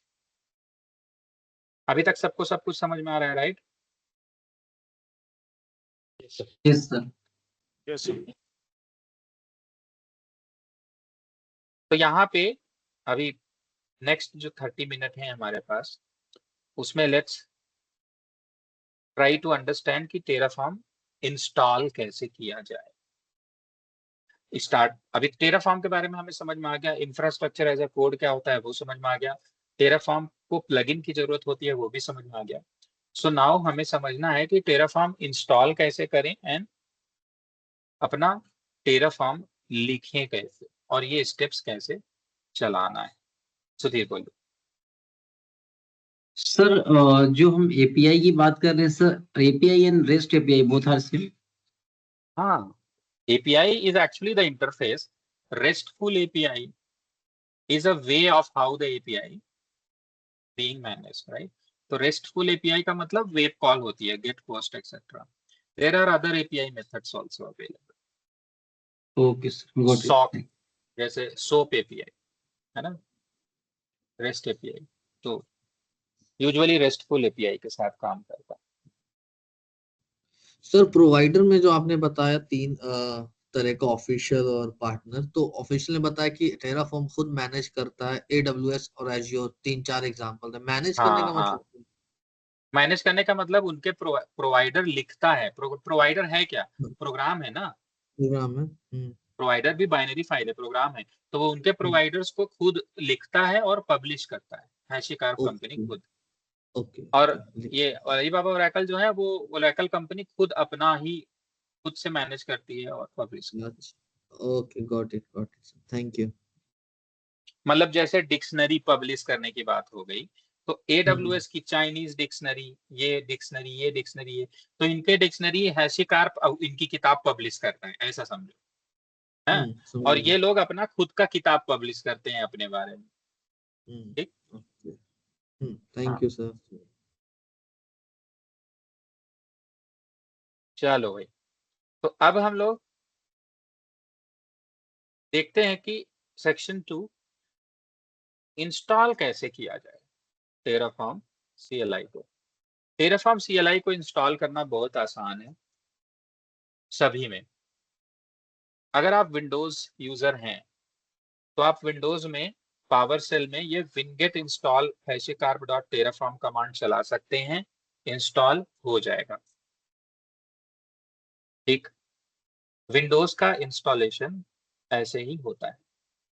और दूसरा भी एक तरीका है कि आप टेराफॉर्म रिलीज डाउनलोड कर लीजिए।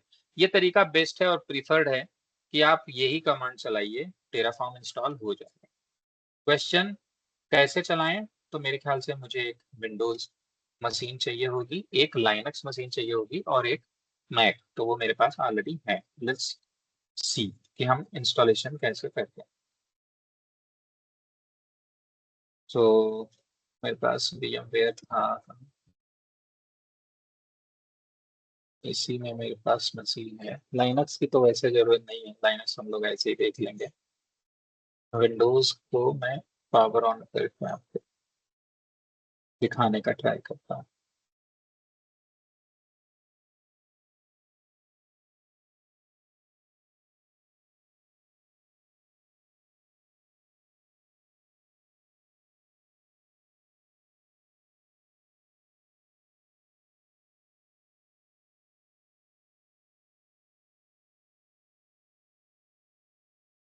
पावर ऑन हो जाए।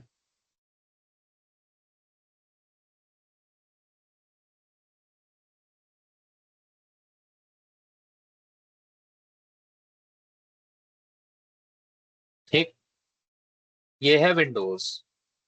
विंडोज में आपको ओपन करना है पावर सेल। पावर सेल में आप जाएंगे तो आप जैसे लाइनक्स में कमांड होते हैं ना, वैसे इसमें भी होते हैं।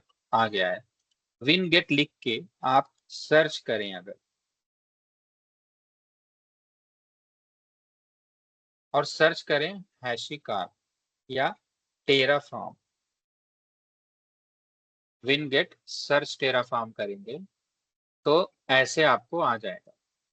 आपको करना क्या है, इसकी आईडी जो है वो लेनी, कॉपी करके आपको लिखना है winget इंस्टॉल, पेस्ट कर दीजिए और इंटर कर दीजिए।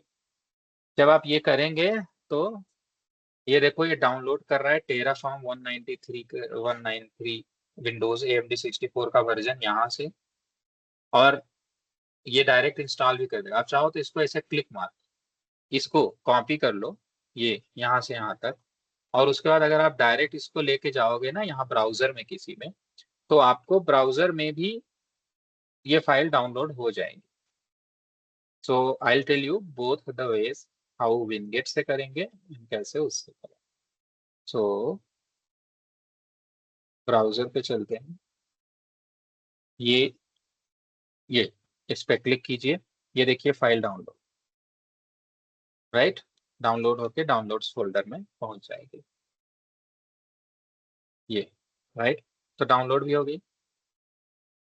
देखो मैं दो तरीके बता रहा हूँ। पहला तरीका, आपने winget इंस्टॉल हैशिकार्प टेराफॉर्म किया, डाउनलोड होके वो खुद ही इंस्टॉल हो जाता है, काम खत्म, टेराफॉर्म इंस्टॉल हो गया। जब भी टेराफॉर्म इंस्टॉल करो एक बार कंप्यूटर रिबूट जरूर करो।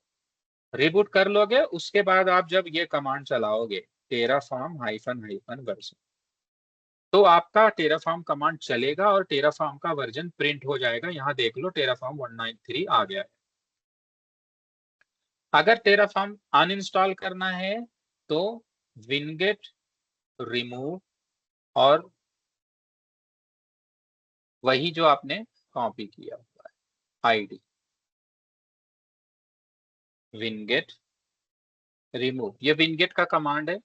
विंडोज 10 में भी चलता है, विंडोज 11 में भी चलता है, ठीक है।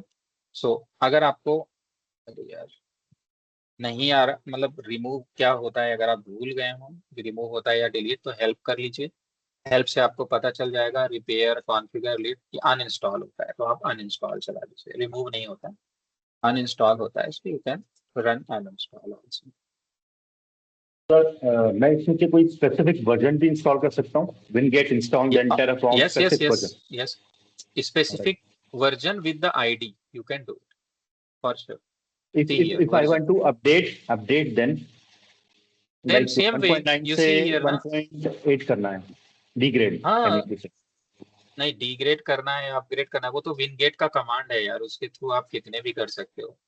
ओके, राइट, ये विनगेट कमांड है, तो आपको विनगेट कमांड पढ़ना पड़ेगा। डोंट डाउनग्रेड, अपग्रेड ओनली, जरूरत नहीं होती। तो इंस्टॉल से इंस्टॉल हो जाएगा, लिस्ट हो जाएगा, सर्च हो जाएगा, राइट, अपग्रेड हो जाएगा, अनइंस्टॉल हो जाएगा, ठीक, सब दिखा है, रिपेयर भी हो जाएगा। तो ये कमांड देखो विनगेट का, इससे कर लो, ठीक है। ये विनगेट कर लिया, अनइंस्टॉल कर लेंगे, हो जाएगा तो हो जाएगा।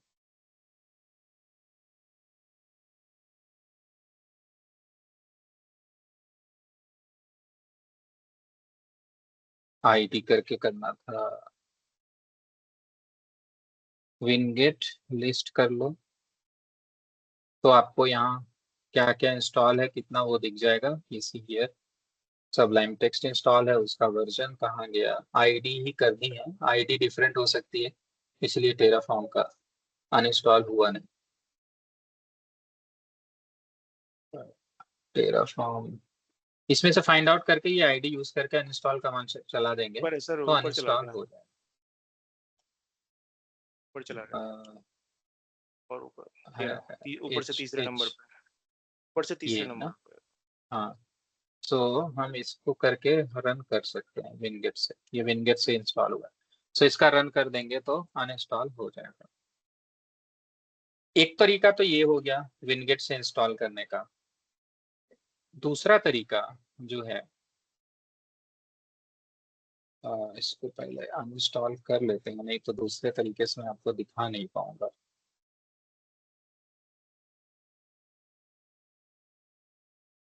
No installed package,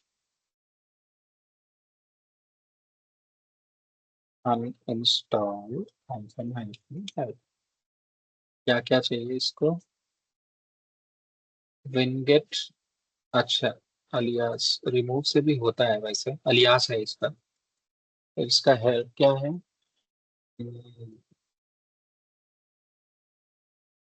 Wingate uninstall करके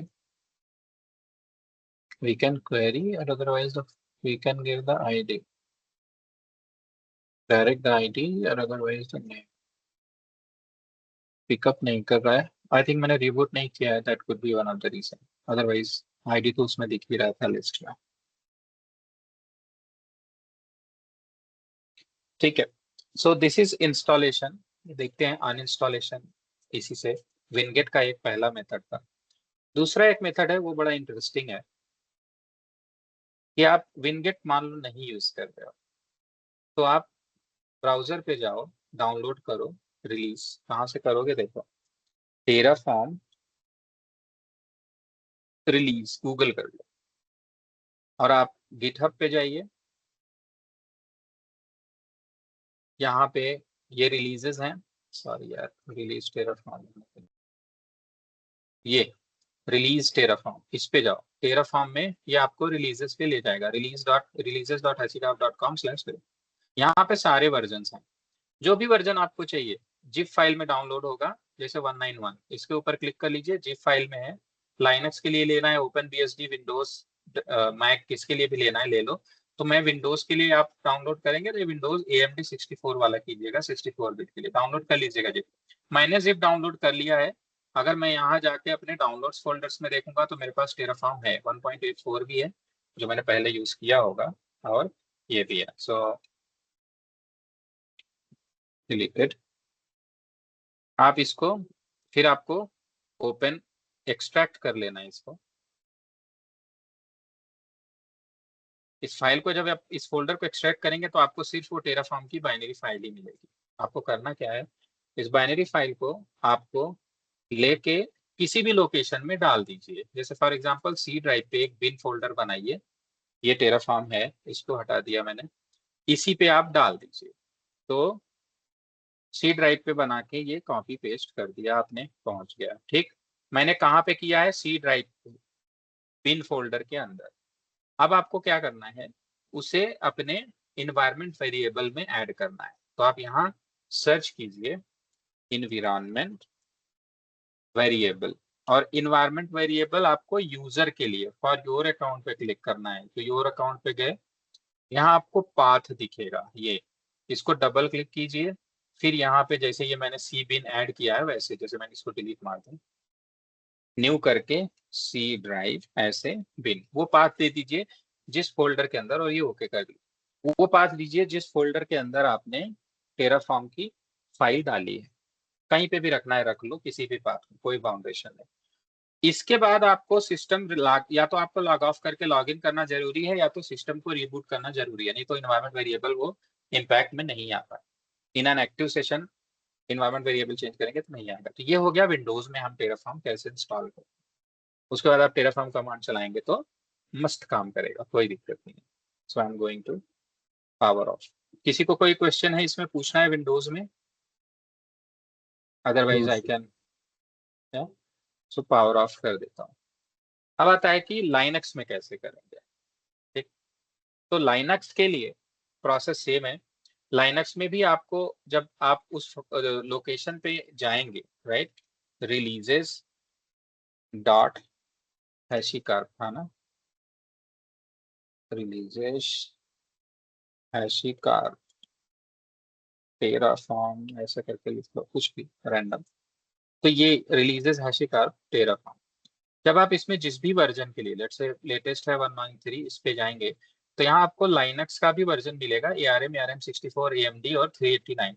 तो जैसे 64 बिट नॉर्मली होता है आपके पास, तो आप ये वाला डाउनलोड कर लीजिए। इसको भी डाउनलोड करेंगे तो उसमें भी टेराफॉर्म की एक सिंपल सी बाइनरी होगी। तो उस बाइनरी को बस आपको MV कमांड करके USR लोकल बिन में डाल देना है, या पाथ में डाल देना है बस। इसमें भी इन्वायरमेंट वेरिएबल के पाथ में, उसमें भी इन्वायरमेंट वेरिएबल के पाथ में आप टेराफॉर्म कमांड चलाएंगे, चल जाए।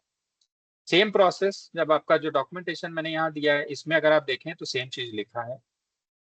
लाइनक्स में ये है रिलीज का वो फोल्डर, ये जहां से आप लेके आएंगे। उसके बाद आप लेटेस्ट रिलीज का जो भी वर्जन होगा, लाइनक्स में आप क्या करेंगे, wget करेंगे, ये अनजिप करेंगे और ch मोड करके मूव कर देंगे टेराफॉर्म को USR लोकल बिन के अंदर। बस काम हो गया, टेराफॉर्म कमांड आ जाएगा।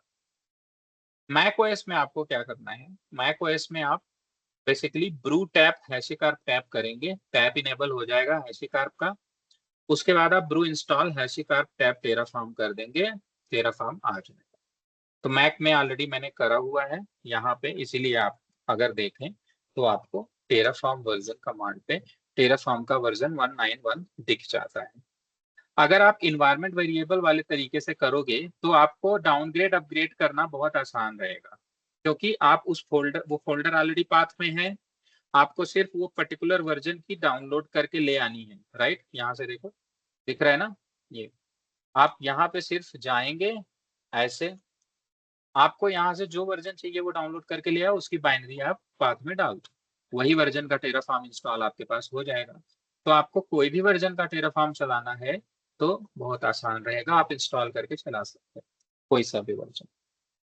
राइट, तो ये था विंडोज, लाइनक्स और मैक पे हम इंस्टॉलेशन कैसे करते हैं। Anyone has any questions?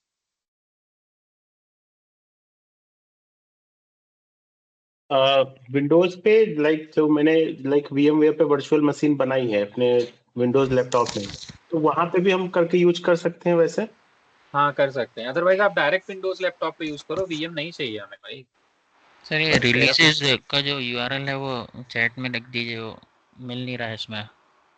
अरे ये है ना, ये गिटहब का टेराफॉर्म ये है ना, इसके अंदर जाके लेंगे ना, और गूगल पे नहीं मिल रहा है आपको? ओके गॉट इट, ठीक। मैंने डाला है ना, तो सारा ट्रेनिंग कंटेंट ही है आपके पास। ओके, सो यहाँ पे हमारा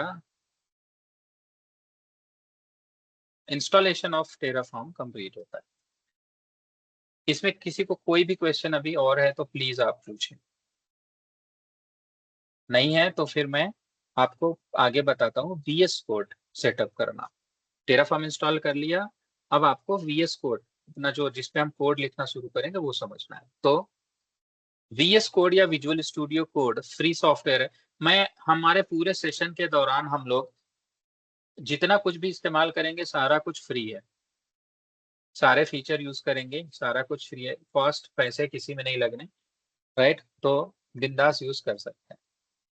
तो नेक्स्ट ऑप्शन है कि हमारा जो VS कोड है वो हम कैसे यूज करें। तो आप लोगों को विजुअल स्टूडियो कोड ऐसा डाउनलोड ऐसा करके आप लोग सर्च कीजिए, download Visual Studio Code Mac Linux Windows तीनों के लिए मिलेगा। ये है वो पेज जहां से आपको डाउनलोड कर।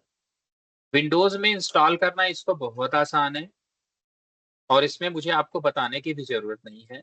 यूजर इंस्टॉलर है, सिस्टम इंस्टॉलर, दोनों में से कोई सा भी आप ले लो, ठीक। और किसके लिए आपको लेना है, विंडोज में x64 के लिए, 64 बिट ARM वाला मत ले लेना। इसको लेके डाउनलोड करके 10 और 11 में आप डबल क्लिक करके नेक्स्ट नेक्स्ट फिनिश कर दो, इंस्टॉल हो जाएगा। जब इंस्टॉल हो जाएगा तो विजुअल स्टूडियो कोड का आपको आइकॉन दिखेगा कुछ ऐसा, ये इस तरह का आइकॉन दिखेगा, उसको ओपन करेंगे तो विजुअल स्टूडियो कोड ओपन हो जाएगा, ठीक है। ये और लाइनक्स में करना है तो DEB एंड RPM दोनों फाइल आपके पास है, आप इन फाइल को डाउनलोड कर सकते हो, यहाँ से DEB यहाँ से RPM, राइट। और उसके बाद नेक्स्ट इसको DEB है तो DEB कमांड के साथ या सॉफ्टवेयर सेंटर के साथ ओपन कर लो, GUI यूज कर रहे हो तो, और नहीं तो RPM-IVH कमांड चलाओ, या DEB है तो DEB -i कमांड चलाओ, इंस्टॉल हो जाएगा, ठीक। इंस्टॉलेशन बहुत आसान है। मैक यूजर हो तो आप इसका जिप फाइल डाउनलोड कर लो, इंटेल चिप वाले हो तो या एप्पल सिलिकॉन वाला, और उसके बाद DMG में नेक्स्ट DMG फाइल होगी, डबल क्लिक करो, नेक्स्ट फिनिश करो, VS कोड इंस्टॉल, ठीक है। तीनों के इंस्टॉलेशन का तरीका बहुत आसान है, देख सकते हो। अगर आपको इंस्टॉल करना ही नहीं है मान लो, या सम रीजन आप इंस्टॉल नहीं कर पा रहे हो, तो आप कुछ इसको आपको सिर्फ अपना एक गिट चाहिए। देखो ये गिट है, आप एक गिट की रेपोजिटरी बना लो। गिट तो फ्री है 100%, ब्राउजर से आप कैसे काम करोगे वो बता रहा हूँ। तो आप ये आपका मान लो आपने एक रेपोजिटरी बनाई लॉगिन करके, फाइलों बहुत आसान है। गिट प्लीज आप github.com ओपन कीजिए, ये देखो ऐसे, ठीक है। मैं अगर इसमें लॉग आउट कर जाऊँ अपना, ठीक है, राइट।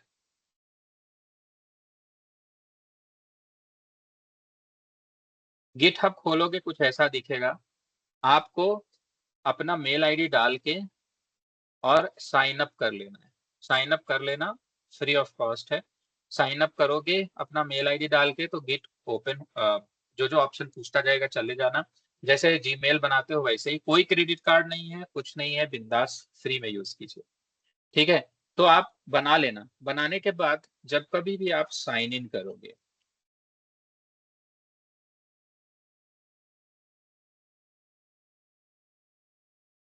जब कभी भी आप अपने अकाउंट में साइन इन करोगे तो लॉगिन करने के बाद आपको आपका अकाउंट दिखेगा। आपको बस खाली यहाँ प्लस दिख रहा है, इस पे जाना है, न्यू रिपोजिटरी बटन पे क्लिक कर लेना है। तो लेट्स से मैं यहाँ पे न्यू रिपोजिटरी बटन पे ये एक क्रिएट कर लेता हूँ, डिलीट मी के नाम से, बाकी ताकि बाद में डिलीट कर सको। पब्लिक रखिए चाहे प्राइवेट, पब्लिक रखेंगे तो आपका जो कोड है वो कोई देख भी सकता है। अगर आपको खुद से अपना प्राइवेट रखना है ताकि जब आप लॉगिन करो तभी वो रिपोजिटरी दिखे, प्राइवेट भी कर सकते हो। यहाँ ऐड पे क्लिक कर लो, रीडमी फाइल पे क्रिएट रिपोजिटरी कर लो, आपकी एक रिपोजिटरी क्रिएट हो जाएगी। रिपोजिटरी से फायदा क्या है कि VS कोड आप इंस्टॉल नहीं भी करेंगे तो काम चलेगा। कैसे, आपको जब रिपोजिटरी में जाओ तो यहाँ कोड दिख रहा है ना, कोड पे जाओ, यहाँ कोड स्पेसेस बटन मिलेगा, इस पे जाके create code space on main पे क्लिक मार दो। ये क्या करेगा, ये आपके लिए एक लाइनक्स मशीन प्रोविजन कर देगा और VS कोड भी चला देगा। So you see VS code आ गया, ये VS कोड चल गया, आपको एक टर्मिनल भी मिल जाएगा, इन शॉर्ट आपको लाइनक्स मशीन भी मिल जाएगी। ये देखो VS कोड चल गया और यहाँ पे देखो लाइनक्स मशीन आ गई। अब इस लाइनक्स मशीन में आप सूडो करके कुछ भी चाहो इंस्टॉल वगैरह भी कर सकते हो, जैसे सूडो करके बास किया, ठीक। अब इसमें अगर आप देखो तो इसमें टेराफॉर्म इंस्टॉल नहीं होगा, टेराफॉर्म नहीं है, तो लाइनक्स का जो इंस्टॉल करने का तरीका है उस तरीके से आप इसके अंदर इंस्टॉल कर सकते हो, ठीक, क्योंकि ये लाइनक्स मशीन है। अब नॉट ओनली दिस बट अगर आप इसमें 2 CPU है इस मशीन के अंदर और आपको 8 GB रैम भी मिल जाती है, टेम्परेरी मिलती है, राइट, बट ये मिलती है 15 दिन के लिए। तो यहाँ पे एक मशीन भी मिल गई और ये VS कोड भी मिल गया। अब आपको VS कोड तैयार कैसे करना है, जब आपके पास चाहे लोकल लैपटॉप का VS कोड, अच्छा लोकल लैपटॉप का VS कोड कैसा दिखता है, VS कोड पे आप क्लिक करेंगे तो ऐसा दिखेगा, दिख रहा है, ये VS कोड और ये मेरा VS कोड जो मैंने लोकल इंस्टॉल किया। विंडोज पे करो, मैक पे करो, लाइनक्स पे करो, किसी पे। तो आपको एक काम बहुत जरूरी है जो करना है, जैसे ही आपका VS कोड इंस्टॉल हो इस पे क्लिक कीजिए एक्सटेंशन पे, ठीक है, और एक्सटेंशन पे क्लिक करके आप एक एक्सटेंशन यहाँ लिखिए टेराफॉर्म और सर्च करेंगे टेराफॉर्म, तो आपको यहाँ पे ये हैशिकार्प का ऑफिशियल हैशिकार्प टेराफॉर्म दिखाई देगा और ऐसे इंस्टॉल बटन रहेगा, उस पर क्लिक कर दीजिएगा। एग्जाम्पल के लिए मैं यहाँ चलता हूँ और मैं लिखता हूँ टेराफॉर्म, टेराफॉर्म सर्च करेंगे, ये देखिए हैशिकार्प का टेराफॉर्म है, इंस्टॉल बटन पे क्लिक कर दीजिए, आपका टेराफॉर्म प्लगइन इंस्टॉल होगा तो ये दो नए आइकॉन आपको दिख जाएंगे। फायदा ये होगा कि इसको इंस्टॉल करने के बाद जब आप टेराफॉर्म लिखना शुरू करेंगे ना, फाइल वगैरह बनाना बहुत आसान हो जाता है, यहीं से आप फाइल डायरेक्टली कुछ भी बना सकते हैं। तो जब आप लिखना शुरू करेंगे टेराफॉर्म ना, तो उसमें जो भी प्रोवाइडर वगैरह यूज करेंगे वो ऑटो फिल होता चलेगा ज्यादातर कोड, इसलिए बड़ा अच्छा है, ठीक। तो यहाँ से आप फोल्डर बना सकते हैं, मेन फोल्डर के अंदर फाइल लिख सकते हैं main.tf और यहाँ पे फिर आप कोड लिख सकते हैं। ये देखो ऐसे टेराफॉर्म लिखा ना तो ऐसा करके आता जाता है, ठीक है। तो VS कोड जैसे मैंने अभी आपको बताया ये भी आपके पास इंस्टॉल होना चाहिए, नहीं इंस्टॉल कर पा रहे हो तो लोकली इंस्टॉल करो, ये मैं रिकमेंड करूंगा सबको। अगर नहीं कर पा रहे हो तो आप ये गिटहब में एक रेपोजिटरी बना के वहां भी यूज कर सकते हो, जो कोड आप उसमें लिखोगे सेव रहेगा, इन्वायरमेंट जब तक आप लॉग इन करते चलोगे वो आपका मशीन आपका एनवायरमेंट भी आपको हमेशा मिलेगा, सो डोंट वरी। इसी के साथ आज का सेशन खत्म करते हैं, बाकी के लिए हम लोग कल मिलेंगे। अब जितने भी क्वेश्चंस हैं please raise your hand and we will take question answers next 7 minute. Radhekant बोलिए, आप कुछ पूछना चाह रहे हैं? सर टेराफॉर्म और हसी और टेराफॉर्म में कुछ डिफरेंस है क्या, दोनों डिफरेंट है क्या? ये जैसे ही है जैसे माइक्रोसॉफ्ट और विंडोज प्रोडक्ट है, माइक्रोसॉफ्ट कंपनी है, हैशिकार्प यहाँ पे भी हैशिकार्प कंपनी है, टेराफॉर्म उसका प्रोडक्ट है। सर एक्चुअली आप जो प्लगइन डाउनलोड कर रहे थे उसमें VS कोड में, तो वो दोनों डिफरेंट दिखा रहा था ऑफिशियल और नहीं वो प्लगइन्स, हाँ वो तो VS कोड का प्लगइन है यार। जैसे हैशिकार्प का ऑफिशियल प्लगइन मतलब हैशिकार्प मेंटेन करता है, ट्रस्ट कर सकते हैं, और वो प्लगइन्स एक्सटेंशन जो होते हैं विजुअल स्टूडियो कोड के ना, वो दुनिया भर के लोग पब्लिश करते रहते हैं, तो उनके भी आप चाहो तो यूज कर सकते हो, but similar kind of community जैसा आपने बताया, कम्युनिटी वाला, हाँ community. Any questions from anyone? हाँ सर, आपने जो ये बताया था कि कम्युनिटी एडिशन होता है और फिर उसके अलावा ये पार्टनर और ऑफिशियल एडिशन होगा, राइट? 3 तरीके का होगा। तो जो इसका कोई पेड प्रोडक्ट भी होता है क्या, जैसे GUI होता है, काफी सारे हम यूज करते हैं? होता है, कल हम लोग पढ़ेंगे उसको। तो कल हम लोग बेसिकली यही करेंगे, कल हम लोग पढ़ेंगे हैशिकार्प कंपनी है, हैशिकार्प का प्रोडक्ट है टेराफॉर्म। मैंने बोला था ना अभी मॉर्निंग में डिस्कस किया सेशन के स्टार्ट में कि टेराफॉर्म 2 वर्जन में आता है, कम्युनिटी और इंटरप्राइज। दोनों में क्या अंतर है, कैसा दिखता है, वो मैं आपको बताऊं। तो हमारा जो CLI है वो कम्युनिटी एडिशन है और इंटरप्राइज जो है वो GUI एडिशन है।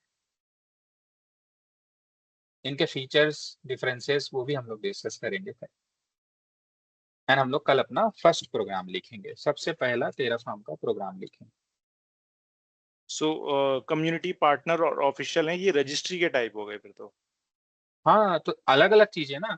टेराफॉर्म एज ए सॉफ्टवेयर खुद 2 फॉर्म आता है, कम्युनिटी, इंटरप्राइज।